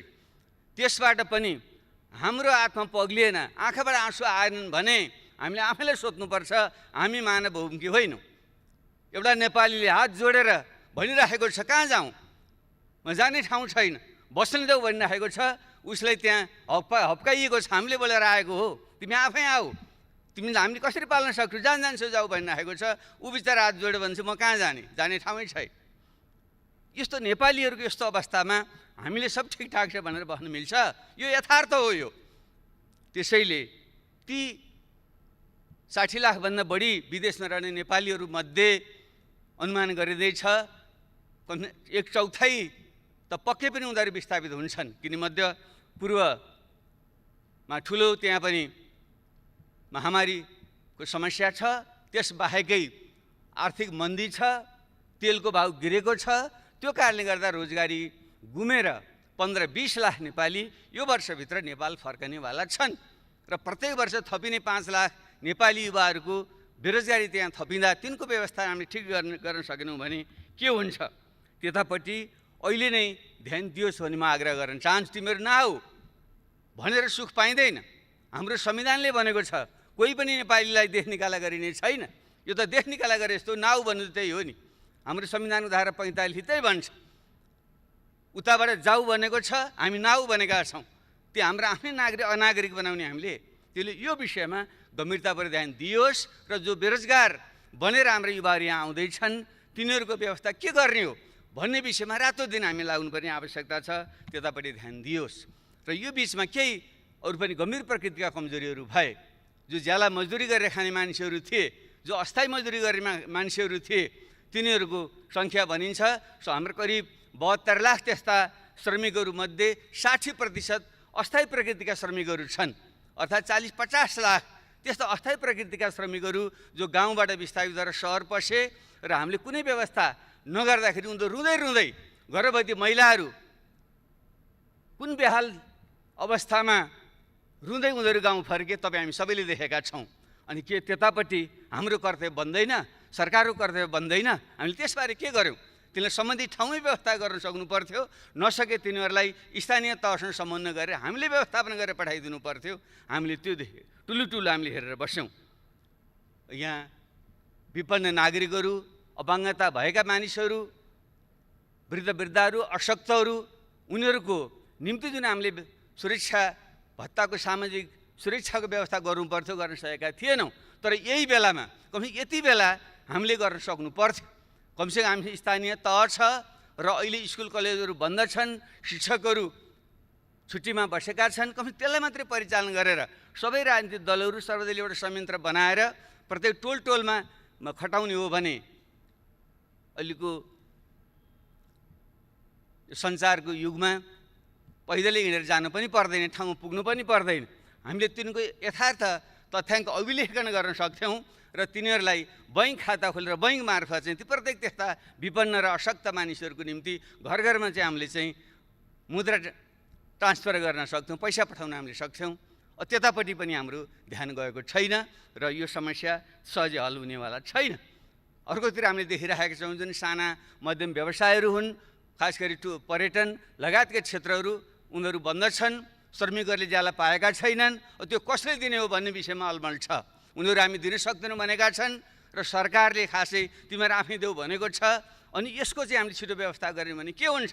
अरू थुप्रै जुन स्थायी श्रमिकहरू हुन् ती पनि भोकमै मर्नुपर्ने अवस्था छ र ती हाम्रा साना उद्यमहरू जसले 80% देशभित्रको चाहिँ रोजगारी दिन्छन् र निर्यातयोग्य वस्तुहरू तयार गर्छन्, ती बन्द भयो भने भएको यतिको अर्थतन्त्र पनि झन् चौपट भएर जाने अवस्था छ। तिनलाई राहतको प्याकेज खालि अमूर्त ढङ्गले भनिएको छ, तर ठोस प्रकारको राहतको प्याकेज जो मौद्रिक र वित्तीय प्रकरणहरूको उपयोग गरेर तिनीहरूलाई पुँजी अनुदान दिने अथवा ब्याज र करहरूको छुट दिने लगायतले जुन व्यवस्था गर्नु सक्नु पर्थ्यो, जो श्रमिकहरूको ज्याला हो तिनको चाहिँ सके धनी देशमा त सबै सरकारले तिर्दिएको, जस्तै जर्मनीमा जो फ्याक्ट्रीहरू बन्द भएका छन् ती श्रमिकहरूलाई चाहिँ सरकारले जम्मै ज्याला तिरेको छ। ल हामीले त्यो सक्दैनथ्यौँ भने पनि त्यहाँ उद्यमी व्यवसायीहरूसँग तिमीहरूले 50% तिमीहरू तिर, 50% सरकारले दिन्छ भनेर पनि त उनको पेट पाल्नु पर्थ्यो।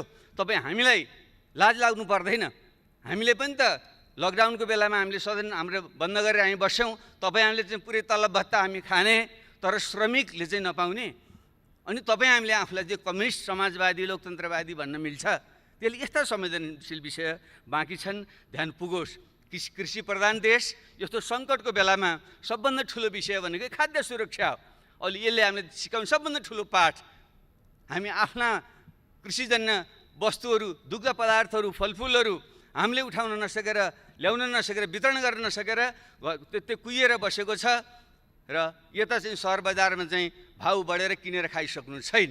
यसको व्यवस्था हामीले गर्न सक्दैनथ्यौँ भने यसमापट्टि पनि हाम्रो ध्यान चाहिँ पुगेको छैन। उत्पादन, सङ्कलन, वितरणको चाहिँ हाम्रो नेटवर्क के रहेछ यो त राम्रैसँग उदाहरण अनि यसबाट पाठ सिकेर युद्ध स्तरमा हामी लाग्नु पर्दैन, त्यतापट्टि हाम्रो ध्यान पुगिरहेको छैन। र शिक्षा, झन्डै 64 लाखभन्दा बढी विद्यार्थीहरू अहिले लकडाउनमा बसिरहेका छन्। युवावस्थाको जुन उनीहरू कलिलो उमेर हुन्छ, उनीहरूले ठिक ढङ्गले ओरिएन्टेसन गरिएन भने उनीहरूमा मनोरोगहरू आउने बढी गम्भीर खतरा पनि रहन्छ। अलि सम्पन्न हुनेहरूले त डिजिटल प्रविधिको प्रयोग गरेर उनीहरूलाई भुलाएका छन्, पढाएका छन्। त्यो गरिब र मध्यम वर्गका मानिसहरू हुन् जहाँ चाहिँ टेक्नोलोजीको पहुँच छैन, त्यहाँ उनीहरू चाहिँ यदि लामो समय त्यत्तिकै खाली बस्नु पर्दा ती युवाहरू युवती हाम्रा छोराछोरी नानीहरूको चाहिँ अवस्था के होला? त्यसको हामीले के व्यवस्था गर्दैछौँ? अझ उल्टै अन्यथा नमान्नु होला, मैले मिडियामा सुनेको छु हाम्रो शिक्षा मन्त्रीले खुलेको भोलिपल्टै परीक्षा हुन्छ भनेर आतङ्कित जस्तो बनाइराख्नु भएको छ। के परीक्षा लिने बिचरा? उनीहरू आफै मनोरोगले चाहिँ ग्रसित हुने खतरा उनीहरूलाई भइसक्यो। त्यसैले म त सुझाव दिन चाहन्छु, यीको जुन परीक्षा छ त्यो लिन आवश्यकतै छैन। अब यसै पनि हाम्रो चाहिँ सेकेन्डरी एजुकेसन, माध्यमिक शिक्षा 12 कक्षासम्म भइसकेपछि 10 कक्षाको परीक्षाको पनि खास अर्थ रहँदैन। त्यसैले स्कुलले आखिर फेरि पनि हामीले ग्रेड सिस्टममा गइसकेका छौँ भने उनीहरूलाई चाहिँ अब अहिले नै तिम्रो परीक्षा हुँदैन, आफ्नो स्कुलले जति नम्बर दिन्छ अब त्योभन्दा उच्च पढाइको व्यवस्था गर भनिदिने हो भने कमसेकम त्यो हाम्रा छोराछोरीहरू, नाति नातिनाहरू एउटा निष्फिक्री भएर उनीहरू बस्न सक्छन्। यस्ता सामान्य कुरामा पनि ध्यान पुगोस् भन्ने मेरो चाहिँ आग्रह छ। अब आर्थिक अब कति नोक्सान पर्छ भन्ने विषयको त सायद अब हामीले सरकारबाट तथ्य पनि आउला, जो अर्को हाम्रो प्री बजेट छलफल हुन्छ, बजेट छलफल हुन्छ, त्योतिर पनि हामी जाउँला। तर प्रारम्भमा मैले अहिले भन्नै पर्छ, तपाईँ हामी सबैको ध्यान जानुपर्छ। यो अबको यो अर्थतन्त्र साँच्चै नै विश्वव्यापी रूपमा नै भनिँदैछ। दोस्रो विश्वयुद्धपछिको सबभन्दा ठुलो मन्दी यो हुँदैछ। बेलायतले त हिजो मात्रै उनीहरूको ब्याङ्क अफ इङ्ल्यान्डले घोषणा गर्यो, जो 300 वर्ष पहिले जति बेलादेखि अभिलेखीकरण, आर्थिक अभिलेखीकरण सुरु भएको थियो त्यति बेलादेखिको सबभन्दा ठुलो सङ्कट बेलायतको अर्थतन्त्रले बेहोर्दैछ उनीहरू भनेका छन्। त्यसै भएको हुनाले हाम्रो जस्तो कमजोर अर्थतन्त्रको अवस्था के होला सहजै अनुमान गर्न सकिन्छ।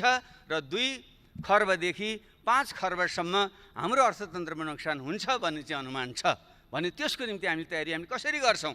र मुख्य रूपमा त्यो 20-25 लाख जो युवाहरू बेरोजगार युवा थपिन्छन् तिनको व्यवस्था कसरी गर्छौँ?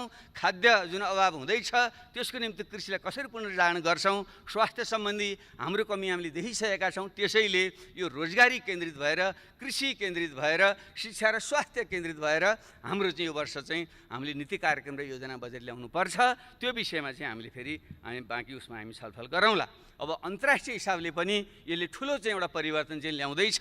कतिपयले भनिँदैछ अब पश्चिमको वर्चस्वको युग सिद्धियो र पूर्वतिर आयो पनि भनिँदैछ। आजको भोलि नआउला, तर प्रष्ट सङ्केत के देखियो भने अब विश्वमा चाहिँ अब चाहिँ आर्थिक केन्द्र पनि अब चाहिँ फेरिन्छ। त्यसले गर्दा लगानीका क्षेत्रहरू पनि फेरिन्छन् र भ्यालु जुन चेन हो, मूल्य श्रृङ्खला हो, त्यो पनि भत्किन्छ। त्यो हिसाबले हामी ठिक ढङ्गले बुद्धि पुर्याउन सक्ने हो भने खास गरी चीन र अमेरिका बिच जुन शीतयुद्ध, नयाँ ढङ्गको शीतयुद्धको देखिने सम्भावना देखिँदैछ र भारतसँगको चाहिँ हाम्रो जुन खुला सिमाना आदिको कारणले आर्थिक रूपमा चाहिँ बढी हामी अन्तर सम्बन्धित पर निर्भर जङ्गको छौँ। त्यसैले चीन, अमेरिका, भारतसँग चाहिँ यो नयाँ प्रकारको चाहिँ एउटा सम्बन्ध विकास गरेर भूराजनीतिको सन्तुलन गर्दै त्यो सङ्कट पछिको पुनर्निर्माणमा चाहिँ हामीले चाहिँ त्यहाँबाट विस्थापित भएका लगानीका जुन सम्भावना हुन्छन् हाम्रो देशमा आकर्षित गर्ने र हामीले नयाँ बनेका जुन मूल्य श्रृङ्खलाहरू हुन्छन् त्यसमा चाहिँ पेगिन गरेर त्योसँग जोडेर हाम्रो अर्थतन्त्रको नयाँ ढङ्गले चाहिँ विकास गर्ने पनि सम्भावना हुनसक्छ। त्यस हिसाबले पनि हाम्रो ध्यान पुगोस्। र अब मेरो एउटा आग्रह के छ भने हामी सबै देशभक्त हौँ। त्यसैले खेली एकले अर्काको चाहिँ राष्ट्रभक्ति, देशभक्तिमाथि शङ्का गरेर हामीले अनावश्यक ढङ्गले चाहिँ विभाजित हुने काम नगरौँ। कमसेकम यो सेसनको क्रममा, यो सदनको क्रममा विषयवस्तु उठ्नेवाला छ। अन्तर्राष्ट्रिय र क्षेत्रीय र यो जुन भूराजनीतिक खिचातानी छ, यो अत्यन्त मुखरित भएर चाहिँ आउनेवाला छ। किनकि एमसिसीको विषय हामीले हल गरिसकेका छैनौँ र यतापट्टि आज मात्रै भारतका रक्षा मन्त्रीले कालापानी र लेपबाट उता मानस सरोवरसम्म जाने यात्रा मार्ग चाहिँ उहाँले चाहिँ घोषणा गर्नुभयो, उद्घाटन गर्नुभयो भन्ने कुरा आएको छ। जब त्यो क्षेत्र विभाजित छ भने दुई पक्षहरूमा एउटा सहमति नगरिकन एक पक्षहरूमा त्यो मार्ग खोलिदिँदाखेरि स्वतः नै त्यसले चाहिँ फेरि अर्को प्रकारको तनाव यहाँ सिर्जना गर्छ। यस्ता कुराहरूमा पनि हामीले राष्ट्रिय सहमति बनाएर एउटै आवाज बोल्ने र सरकारले सबैको विश्वास लिएर जाने गर्न सक्यो भने आगामी दिन यो सङ्कटलाई अवसरमा बदल्न सक्छौँ। नत्र यो खिचातानी तानातानीमा चाहिँ हामी चाहिँ झन् खराब अवस्थामा पर्न सक्छौँ। त्यतापट्टि ध्यान पुगोस्। र म अब एउटा अन्तिम र अति गम्भीर विषय चाहिँ म के भन्न चाहन्छु भने फेरि पनि अन्ततः पोलिटिक्स इन कमान्ड भन्ने गरिन्छ। सबै कुराको फैसला अन्ततः राजनीतिले नै गर्छ। तर अहिले यति बेला राजनीति र त्यसको नेतृत्व गर्ने यो सबभन्दा उच्च प्रतिनिधि संस्था, यसको नेतृत्व गर्ने निर्वाचित सरकारको छवि राम्रो छैन। तपाईँ हामी सबै पनि अहिले मान्छेहरूको एउटा हामीले बोलेको कुरा कसैले पनि अहिले विश्वास गर्दैन। राजनीतिक सांसद आदि भनेकै सबै भ्रष्ट, गैर जिम्मेवार, सत्तालोलुप, पदलोलुप भन्ने खालको जुन एउटा बिम्ब बनेको छ, यो अत्यन्त खतरनाक छ। हामी कति सत्य कति असत्य हामी आफैले ममा भनौँ, तर आम जनतामा यो पर्सेप्सन परिसकेपछि राजनीति पनि प्रति नै मान्छेको चाहिँ एउटा अविश्वास र आशंका वितृष्णा फैलियो भने त्यसले ठुलो खतरा ल्याउन सक्छ। र तपाईँ हामीले लडेर ल्याएको जुन सङ्घीय लोकतान्त्रिक गणतन्त्र छ त्यो नै खतरामा परेर प्रतिगमनतिर जाने खतरा पनि हुन्छ। त्यसो भएको हुनाले राजनीतिकलाई ठिक ट्र्याकमा कसरी ल्याउने त्यतापट्टि हामीले ध्यान दिनु जरुरी छ। तर यो बिचमा पूर्ववक्ता साथीहरूले पनि सङ्केत गरिसक्नुभयो र अत्यन्त गम्भीर प्रकृतिका घटना घटेकै हुन्। हामी यस्तो मानवीय प्रश्नमा केन्द्रित हुने बेलामा हाम्रो देशको चाहिँ प्रमुख कार्यकारी नेतृत्व, सरकारको नेतृत्व रातभर पार्टी फुटाउने षड्यन्त्र गरेर बस्छ र संवैधानिक अङ्गहरू कब्जा गरेर आफ्नै मनखुसीले संवैधानिक अङ्गहरूका नियुक्तिहरू गरेर एउटा निरङ्कुशतातिर देशलाई लान सक्छ भन्ने खालको जुन एउटा भाव पैदा भएको छ, जुन एउटा सोच विचार र प्रवाह भएको छ, यो चाहिँ हाम्रो लोकतन्त्रको निम्ति शुभ सङ्केत होइन।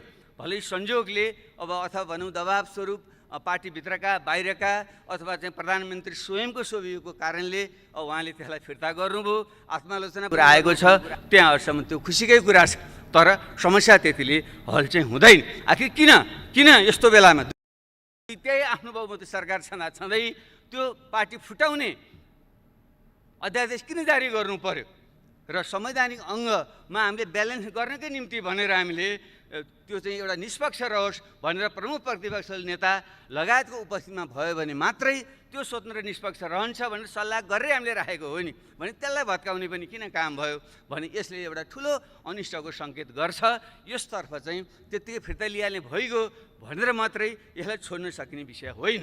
जबकि यदि अध्यादेश मार्फतै ऐन कानुन सम्झन गर्नु थियो भने त अरू ठुला मुद्दा थिएनन्। शान्ति प्रक्रियाको त्यति ठुलो भाग टिआरसी र बेपत्ता आयोग जस्ता महत्त्वपूर्ण विषय अझै टुङ्गिया छैनन्। भर्खरै भन्नु अब पनि बल्ल त्यसबारे सहमति र विधेयक आउँछ कि भन्ने कुरा भइरहेको 13 वर्ष भइसक्यो। 6 महिनाभित्र हल गर्ने भनेको कुरालाई हामीले हल गर्न नसक्ने, त्यसमा सहमति गरेर अध्यादेश ल्याउन सकिँदैन थियो। म त त्यो अपेक्षा गरिरहेको थिएँ। टिआरसी र बेपत्ता आयोगलाई छिटो सम्पन्न गर्ने पुरा गर्ने ढङ्गले आइदिएको भए हामी सबैले चाहिँ त्यसलाई स्वागत गर्थ्यौँ। त्यसरी नै संवैधानिक आयोगलाई अझै जुन हाम्रो चाहिँ अङ्गहरू कमजोर भएका छन् तिनलाई बलियो बनाउनुको निम्ति अझ जनलोकपालै ल्याउँ भन्ने गरेर चाहिँ एउटा अध्यादेश ल्याउन खोजेको भए हामी सबैले समर्थन गर्थ्यौँ। अनि यो देशका मधेसी, थारू, आदिवासी जनजाति लगायतले यो संहिता पहिचानमा आधारित भएन, सही अर्थको यो संहिता भएन, एउटा प्रशासनिक संहिता भयो भन्ने जुन आवाज उठाइरहेका छन् र शासकीय स्वरूपबारे हामी सबैले यो अपूर्ण छ, निर्वाचन प्रणाली अपूर्ण छ, महिलाहरूबाट नागरिकता दिने अधिकार अपूर्ण छ भनिरहेका छौँ भने त्यसलाई संशोधन गर्नको निम्ति ल्याइदिएको भए के हुन्थ्यो? हामी सबैले 100% हाम्रो सहमतिबाट जान सक्थ्यौँ। त्यसैले यसरी जुन एउटा उल्टो दिशातिर जुन राजनीति प्रवाह हुन खोजेको छ यो अत्यन्त गम्भीर छ र यसलाई विशेष ढङ्गले ध्यान दियोस् भन्ने म आग्रह गर्न चाहन्छु। अब यसैमा अझै पार्टी फुटाउने विधेयक बेठिक त छँदै थियो र एउटा पार्टीलाई फुटाउनको निम्ति ल्याइयो भनेर प्रधानमन्त्रीजी स्वयंले आफ्नो पार्टीको बैठकमा भन्नुभयो भने जुन अखबारमा आएको छ त्यो बन्यो भने ठुलो नैतिक प्रश्न भएन, ठुलो नैतिक प्रश्न भयो नि। एउटा देशको प्रधानमन्त्री सबैको अभिभावक हो, यो लोकतन्त्रको रक्षक हो नि, प्रमुख रक्षक। यदि उसैले अर्को पार्टी फुटाउनलाई मैले यो अध्यक्ष ल्याएँ भन्नुभएको हो भने त गम्भीर प्रश्न हो नि, त्यहाँदेखि यो नैतिकताको विषय भन्दैन।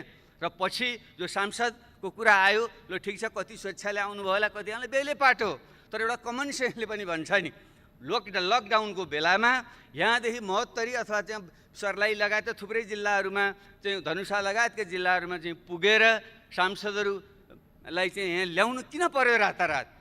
भर्खरै निवृत्त भएका प्रहरीका प्रमुख, सरकारको अत्यन्त निकट मान्नुभएका व्यक्तित्वहरू उहाँ किन जानुभयो होला?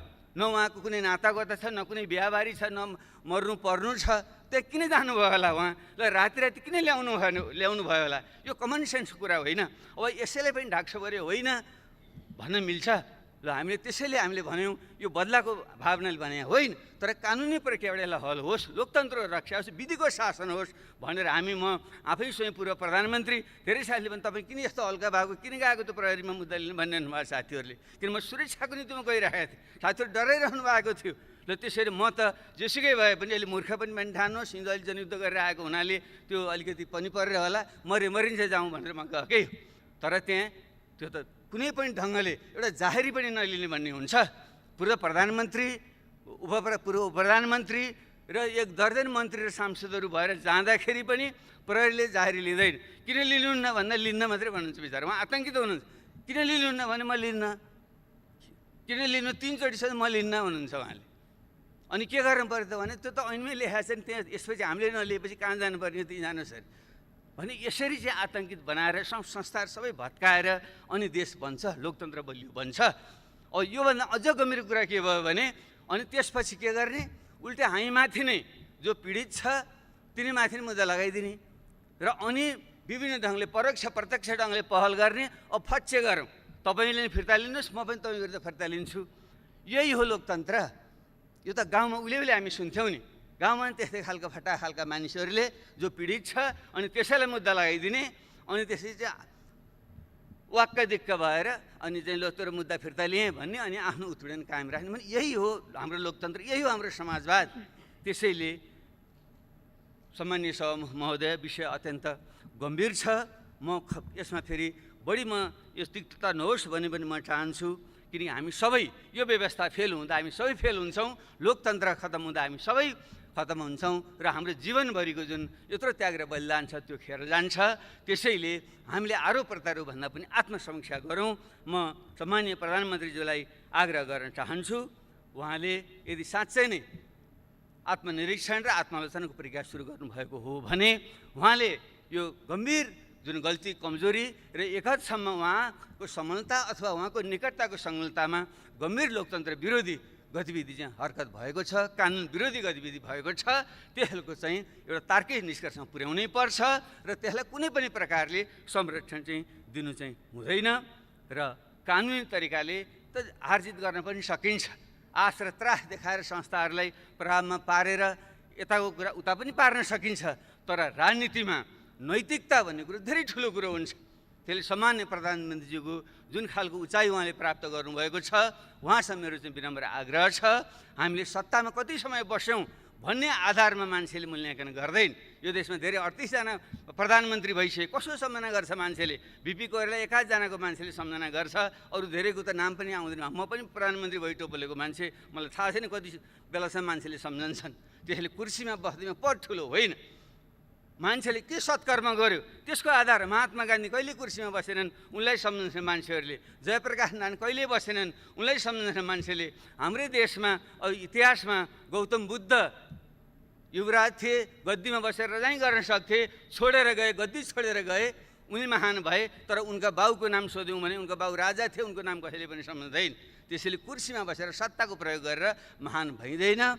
त्यसैले नैतिक आचरण ठुलो हुन्छ। यस निम्ति मेरो सम्मानीय प्रधानमन्त्रीसँग आग्रह छ, तपाईँ जुन उचाइमा पुग्नु भएको छ त्यहीँ रहनुहोस् र तपाईँले अनावश्यक ढङ्गले यस्ता प्रकारको गतिमा संलग्न हुँदा तपाईँले आफैमाथि पनि अन्याय भएको छ। तपाईँ रोगले जीर्ण भएको शरीरलाई तपाईँले चाहिँ आराम दिनुपर्छ र यो लोकतन्त्रलाई बचाएर तपाईँ आफ्नै एउटा छविलाई पनि बचाएर अगाडि बढ्नको निम्ति तपाईँले राजीनामा दिनु नै उपयुक्त हुन्छ। त्यो नै एउटा उचित निकास हुन्छ र त्यसले नै समाजलाई देशलाई अगाडि बढाउन सक्छ र तपाईँको उचाइ पनि कायम रहन्छ, लोकतन्त्र सुनिश्चित हुन्छ र देशले नयाँ दिशा पक्रिन चाहिँ सक्छ। मेरो उहाँसँग विनम्र उहाँसँग आग्रह छ, प्रश्न उठ्छ उहाँ विकल्प के हुन्छ भन्ने छ। यो मेरो निजी विचार हो, मेरो एउटा निजी विचार हो। हामी पूर्व प्रधानमन्त्रीहरू सबैले हामीले कुनै पनि प्रकारको इच्छा आकाङ्क्षा नराखौँ, हामी दावेदार नबनौँ, हामीले चाहिँ दिशानिर्देश गरौँ, सहयोगको भावना गरौँ, राजनीतिबाट अलग हिँड्ने सन्यास लिने भने होइन। राजनीति महत्त्वपूर्ण विषय हो, देशको सम्पूर्ण समाजको त्यसलाई नेतृत्व गर्ने भनेको राजनीतिले हो। त्यसले राजनीतिबाट सन्यास लिएर सुख पाइँदैन। यसमा त असल मान्छेहरू सक्षम मान्छे ल्याउनुपर्छ। तर हामी 60-65 उमेर नाइसकेका मान्छेहरूले लोभ नगरेर अब प्रत्यक्ष कार्यकारी भूमिकामा हामी नरहने अथवा प्रधानमन्त्रीको दावेदार हामी नबन्ने र हामीले अरूलाई सघाउने, नयाँ पुस्तालाई अगाडि ल्याउने, पुस्तान्तरण गर्ने दिशातिर हामी गयौँ भने देशले निकास पाउँछ, राजनीतिक निकास पाउँछ, लोकतन्त्र सुनिश्चित हुन्छ। मलाई यही बाटो नै उपयुक्त लाग्छ र यस सन्दर्भमा पूर्ववक्ता साहिलले थोरै सङ्केत गर्नुभयो। अब हामीले हिमाल पहाड तराई मधेसलाई जोडेर देशको राष्ट्रिय एकता सुदृढ गर्दै देशलाई सुशासन समृद्धिको दिशामा लिएर जाने हो भने एउटा बहुदलीय लोकतन्त्रभित्र प्रतिस्पर्धाको सँगसँगै न्यूनतम कुराहरूमा चाहिँ राष्ट्रिय सहमति गर्ने ढङ्गले एउटा बिपी कोइरालाले पनि हुन त कुन परिवेशमा भन्नुभयो राजासँगै मेलमिलाप त उपयुक्त मलाई लाग्दैन, तैपनि हामी एउटा राष्ट्रिय विषयमा एक हौँ भन्ने जुन उहाँले कुरा राख्नुभएको थियो।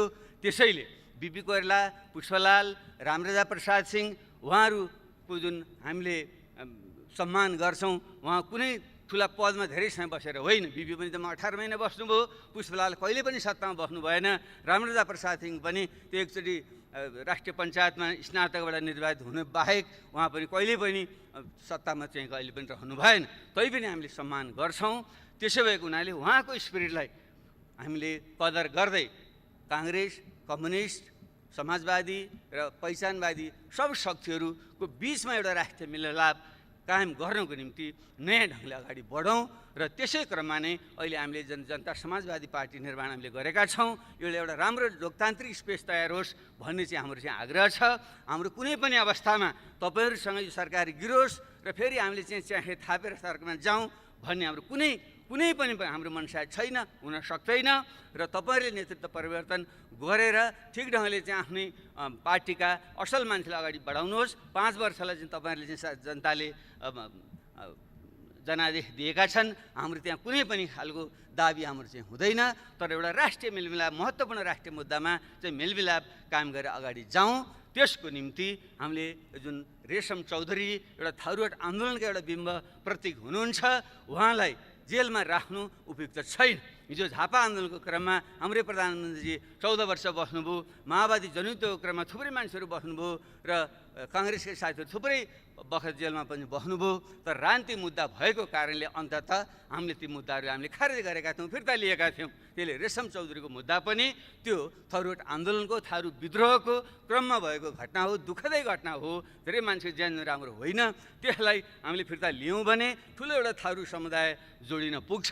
त्यसरी नेत्रविक्रम चन्दको समूह जो माओवादी आन्दोलनकै एउटा चाहिँ रेडिकल विङ त्यो थियो र अगाडि जुन बढेको छ, भलै त्यो बाटो ठिक छैन, त्यो सफल पनि हुँदैन, तर उनीहरू पनि यो कोरोनाको यस्तो अस्तव्यस्त भएको बेलामा उनीहरूलाई पनि आउने एउटा निकास चाहिँ दिँदा राम्रै हुन्छ। त्यसैले उनलाई पनि एउटा जनरल एमनेस्टी क्षमादान दिएर उनीहरूलाई पनि खुला गरिँदा हुन्छ।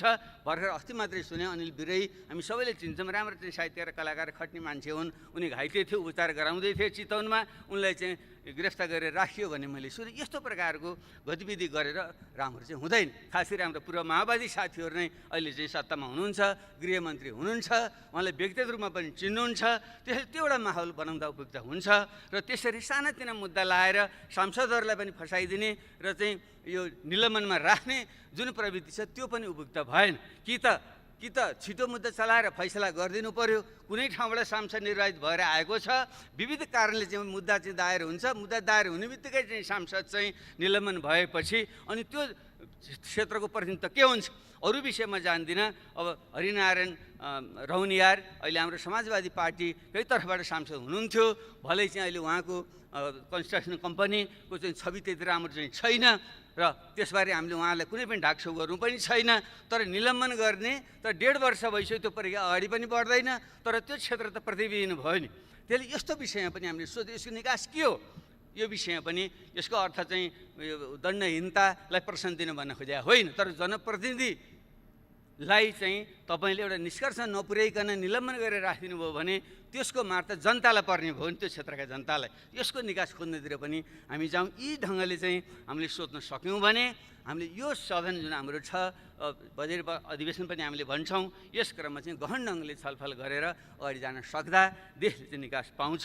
त्यसैले अब बल हाम्रो सम्माननीय प्रधानमन्त्रीजीकै कोर्टमा छ र उहाँले नै यसबारेमा सोचेर उचित निर्णय लिनुहुनेछ भनिन्छ। शिखर चढ्न सजिलो हुन्छ तर शिखरमा टिक्न गाह्रो हुन्छ। उहाँले शिखरमा हुनुहुन्छ, कसरी त्यहाँ टिक्ने हो उहाँले सोध्नुहुनेछ। हामीले त सुझाव दिने हो, किनकि घोडालाई खोलासम्म लान सकिन्छ, पानी पियाउन सकिँदैन। विज्ञ सुखी अधिकम। धन्यवाद।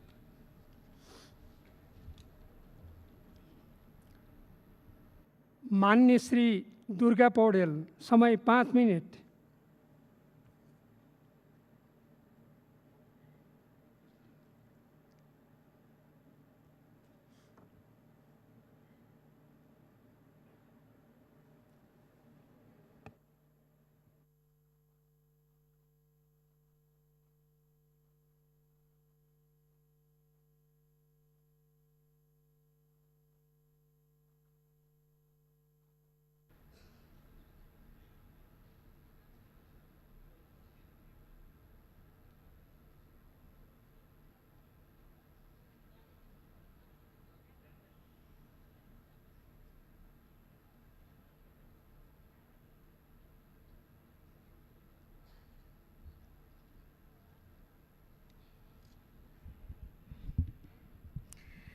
सम्मान्य सभामुख महोदय, कोरोना भाइरसले विश्वव्यापी रूपमै महामारीको रूप लिँदै गइरहेको परिप्रेक्ष्यमा अहिले विश्व नै त्रास भइरहेको अवस्थामा वास्तवमा मैले 2टा प्रतिनिधिमूलक घटनालाई यहाँ भन्न चाहन्छु।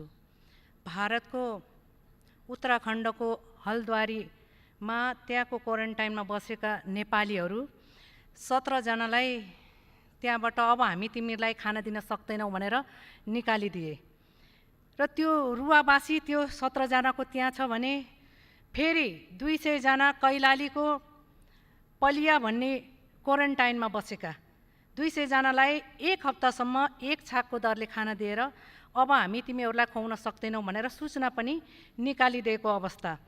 यो प्रतिनिधिमूलक मैले यी घटनाहरूलाई भने जसले गर्दाखेरि आज नेपालीको अवस्था धेरै दयनीय, जो बेखर्ची छन्, जो अत्यन्त दयनीय अवस्थामा छन्, तिनको डाटा सरकारले कलेक्सन गरेर कम्तीमा पनि तत्काल तिनीहरूलाई आफ्नो देशमा ल्याएर व्यवस्थापन गर्नको निम्ति मैले सम्मान्य सभामुख मार्फत सरकारको गम्भीर ध्यान आकर्षण गर्न चाहन्छु।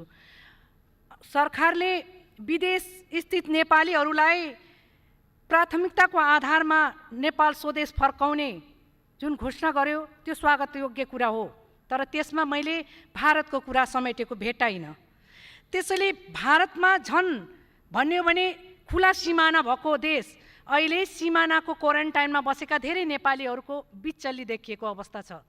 त्यसैले कम्तीमा त्यतिखेर 2000 मानिसहरू मात्रै त्यो सिमानामा थिए, जसलाई सरकारले चाहेको भए राम्रो तरिकाले नेपालतिरैको क्वारेन्टाइनमा राखेर व्यवस्थापन गर्न सक्थ्यो। त्यो गम्भीर प्रकारको त्यो एकदम ढिलो पनि भयो र असंवेदनशील निर्णय भयो त्यो विषयमा। पछि त्यसलाई ल्याउने निर्णय गर्यो तर धेरै ढिलो गर्यो।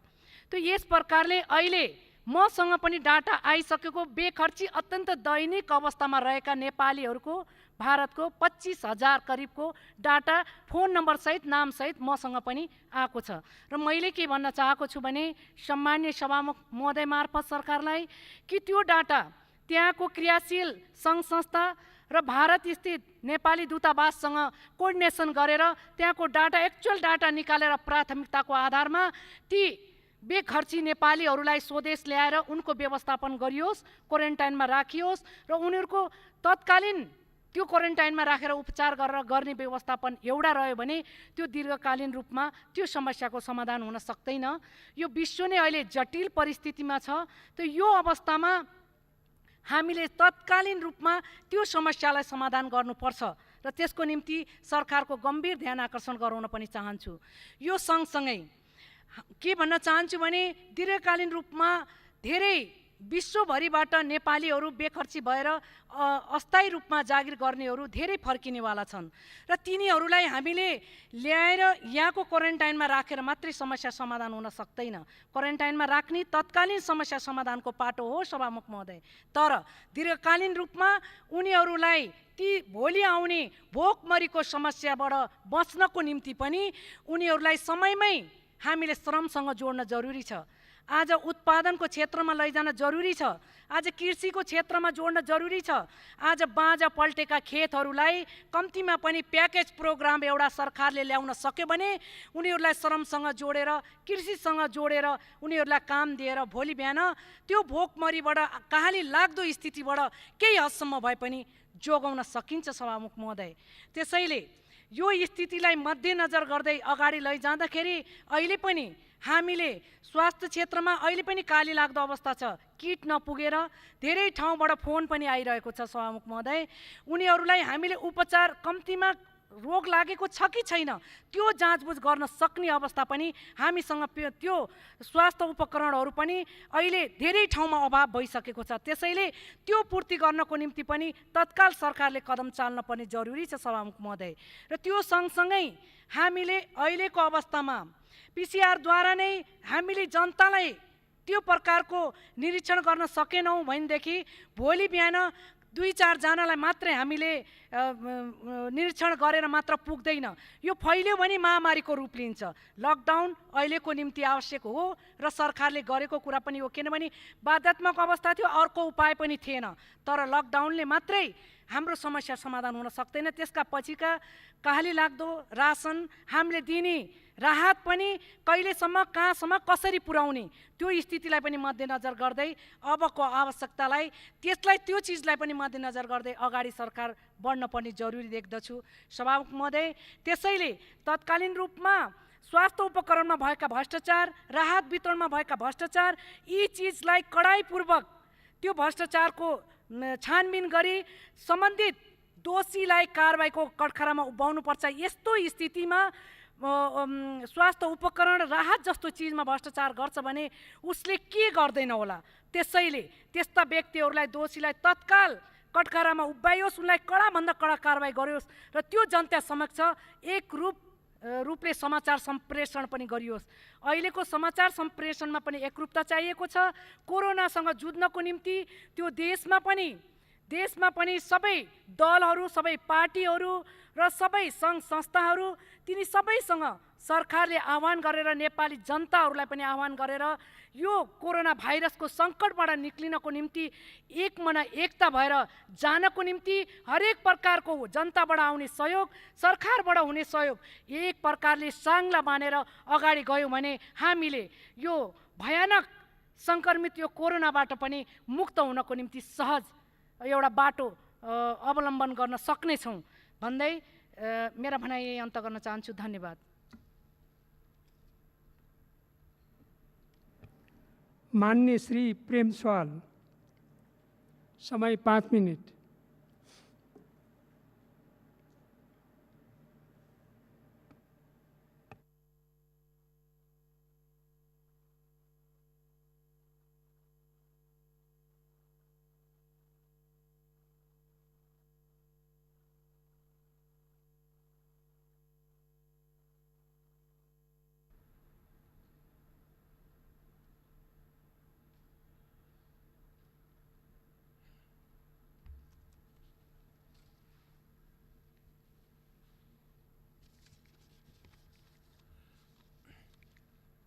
सभामुख महोदय,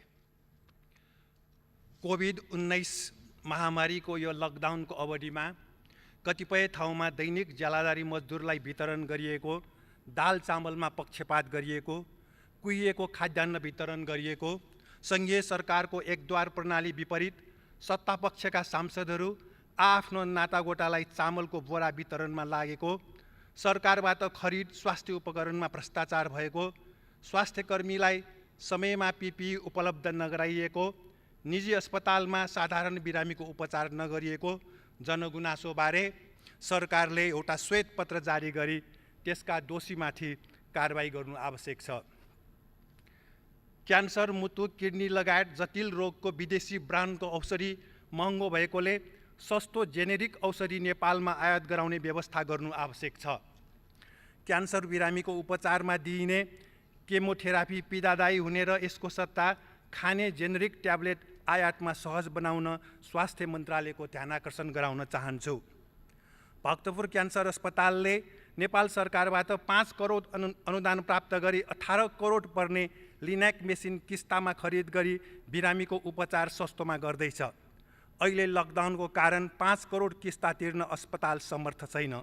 सरकारले उक्त अस्पताललाई तत्कालै 5 करोड अनुदान पठाई गरिब बिरामीको उपचारलाई चालु राख्नु आवश्यक छ। शिक्षा, स्वास्थ्य, रोजगारीको अवसर जिल्ला जिल्लामा व्यवस्था गरिएको भए लकडाउन तोडेर लाखौँ मानिसहरू सयौं किलोमिटर पैदल हिँडेर घर फर्कने अवस्था आउने थिएन। सरकारले द्रुतमार्ग, बाहिरी चक्रपथ, स्मार्ट सिटी लगायत ठुला योजना पश्चिम नेपालमा विकास गरी देशको सन्तुलित विकास गर्नु आवश्यक छ। प्रदेश प्रमुख र मुख्यमन्त्रीहरूको सरकारी आवास र सम्पर्क कार्यालय काठमाडौँ उपत्यकामा बनाउनु संहिता विपरीत भएकोले सरकारले यो निर्णय खारेज गर्नु आवश्यक छ। नेपाल भारत सीमाको कारण कोभिड-19 समेत एक अर्को देशमा सर्दैछ। यो खुल्ला सीमाको कारण सरिरहेकोलाई रोक्नको निम्ति सरकारको ध्यान जानु आवश्यक छ। लकडाउनमा आवत जावत गर्नेलाई रोक लगाउँदा 12 वर्षमा केही विदेशीले सशस्त्र प्रहरीवर नेपालको चौकीमा आक्रमण गरे।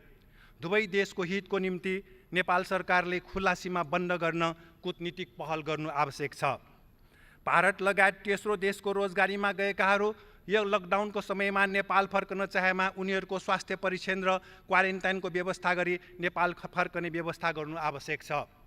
नेपालीलाई स्वदेशमै रोजगारीको व्यवस्था नगरी वैदेशिक रोजगारीमा पठाउने र देशलाई रेमिटेन्समा निर्भर गराउने मन्त्री, अधिकारी र म्यान पावर कम्पनीहरूलाई पनि जिम्मेवार बनाइनु पर्दछ। पर्यटन क्षेत्रका मजदुरहरूलाई वैकल्पिक रोजगारीको व्यवस्था गर्न अब विलम्ब गर्नु हुँदैन। कृषि उत्पादन बढाउन सरकारको ध्यान जानु आवश्यक छ। संसदका सांसदहरू र कर्मचारीहरूको PCR विधिबाट खकार सिङ्गान लिएर कोरोना परीक्षण गरियो, तर रेड जोनकै जनताको कोरोना परीक्षण गर्न किट्स अभाव रहेको दुःखद समाचार प्रकाशित भएको छ। WHO मापदण्ड अनुसार सबै नेपालीको PCR विधिबाट कोरोना परीक्षण गर्नु आवश्यक छ। RDT विधिबाट रगत जाँच भरपर्दो नभएको हुँदा बन्द गर्नु आवश्यक छ। सभामुख महोदय, संसदलाई छलेर अध्यादेश जारी गर्ने सरकारको प्रजातन्त्र विपरीत कामको विरोध एवं भर्त्सना सर्वत्र भयो र फिर्ता पनि भयो। सरकारमा गएका पार्टीहरूको भागबन्दाको कारण यो अराजकता उत्पन्न भएको हो।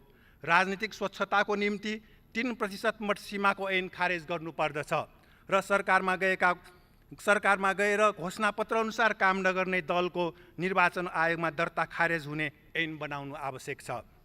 सभामुख महोदय, गत वर्षको डिसेम्बर 27मा वुहानमा कोभिड-19 का बिरामी देखिने बित्तिकै चीनले आम सञ्चार मार्फत विश्वलाई जानकारी गरेको, जनवरी 3 मा WHO लाई सूचित गरेको, आफ्नो देशमा भाइरस नियन्त्रण कार्यलाई चालु राखी 100 भन्दा बढी देशलाई चीनले चिकित्सक तथा स्वास्थ्य सामग्री सहयोग गरेको, 76 दिनपछि वुहानमा लकडाउन हटाएको चीनको प्रशंसनीय काम हो। WHO ले यो भाइरसबारे सूचना प्राप्त गरे लगतै विश्वलाई सचेत गराउँदै जनवरी 23 मा विश्व स्वास्थ्य आपतकाल घोषणा गरेको र संक्रमण नियन्त्रण गर्न विश्वसँग सहकार्य गरेको पनि प्रशंसनीय कार्य हो। संयुक्त राज्य अमेरिकी सरकारले यो भाइरसको स्रोत मेरील्यान्डको फोर्ट डेट्रिक जैविक प्रयोगशाला भएको यथार्थलाई लुकाउन WHO लाई चीनको पक्ष लिएको र समयमा सूचना प्रवाह नगरेको आरोप लगाई आफूले दिनुपर्ने बजेट समेत नदिने घोषणा गरेको निन्दनीय छ। अमेरिकी सरकारले यो भाइरस नियन्त्रणमा पर्याप्त ध्यान नदिई चीन विरुद्ध आरोप लगाउने अभियान नै सुरु गरेको पनि निन्दनीय हो। यो भाइरस अमेरिकामा गत वर्षको सेप्टेम्बरमा नै देखिएको विज्ञहरू बताउँछन्। नेपाल मजदुर किसान पार्टी, चीनको कम्युनिस्ट पार्टी लगायत विश्वको 100 भन्दा बढी देश र 230 भन्दा बढी राजनीतिक पार्टीहरूले यो भाइरस नियन्त्रणमा सहकार्यको आह्वान गरी जारी गरेको संयुक्त अपिललाई कार्यान्वयन गर्न गराउन नेपाल सरकारको ध्यानाकर्षण गराउन चाहन्छु। यति बेला विश्वले यो भाइरस नियन्त्रण गर्न चीनबाट सिक्नु उपयुक्त हुनेछ। सभामुख महोदय, साम्राज्यवाद विरोधी सङ्घर्षका एक नेता एवं सोभियत सङ्घ पुनर्स्थापना आन्दोलनका एक योद्धा, नर्थ स्टार कम्पास मासिकका सम्पादक क्यानाडाका मिखाइल लुकासको यही मई 4 को दिन 94 वर्षको उमेरमा निधन भएको हुँदा उहाँप्रति हार्दिक श्रद्धाञ्जली अर्पण गर्दछु र उहाँका परिवारजन एवं मित्रहरूप्रति समवेदना प्रकट गर्दछु। उहाँको साम्राज्यवाद विरोधी सङ्घर्षले विश्वका न्यायप्रेमी जनतालाई सदा मार्गदर्शन गरिरहने कामना गर्न चाहन्छु। सभामुख महोदय, नेपाल मजदुर किसान पार्टीको तर्फबाट म यो 6औं अधिवेशनमा देश र जनताको हितमा समाजवाद उन्मुख नीति र बजेट पारित हुने अपेक्षा गर्दछु। नेपालको जेठो उद्योग विराटनगर जुट मिलको सेयर, काठ, मेसिनरी, पर्खाल सुरक्षाकर्मीको आवास भत्काएर भ्रष्टाचार गर्ने मन्त्री र अधिकारीहरूमाथि कारबाही हुने अपेक्षा गर्दछु। यही अवस्थामा सरकारको नेतृत्व फेरिँदैमा मौलिक परिवर्तन हुने छैन र सांसद अपहरण जस्ता अपराध बरोबर दोहोरिनेछ। धन्यवाद।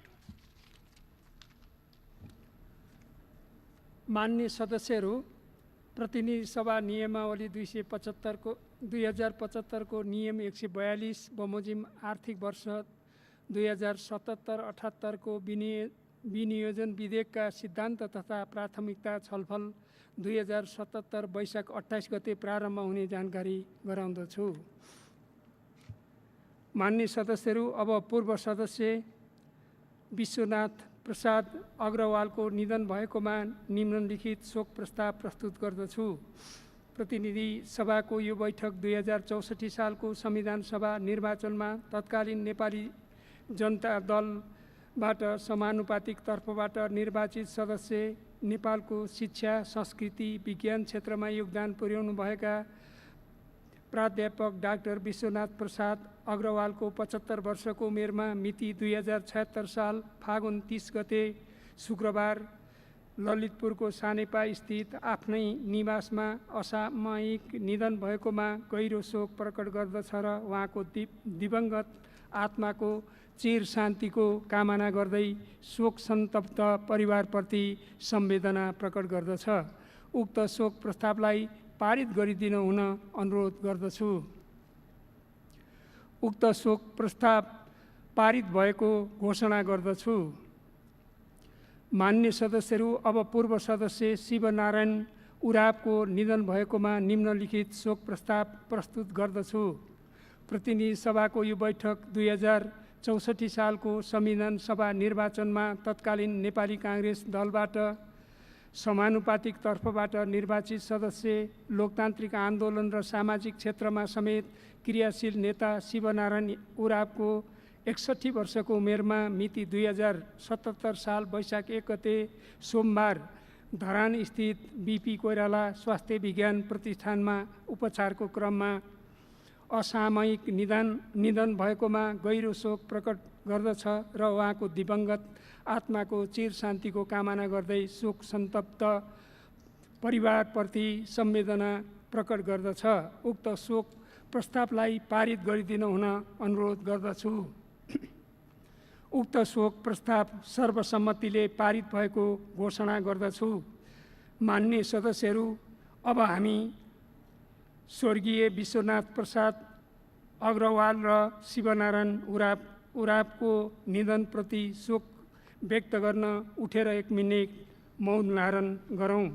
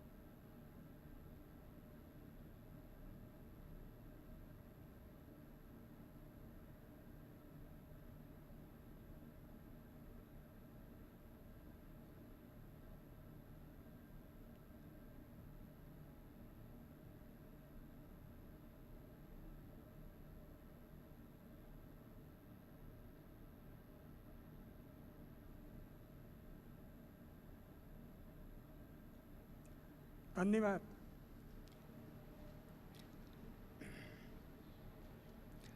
मान्य सदस्यहरू, अब अर्को बैठक 2077 साल वैशाख 28 गते आइतबार बिहानको 11 बजे बस्ने गरी यो बैठक स्थगित हुन्छ।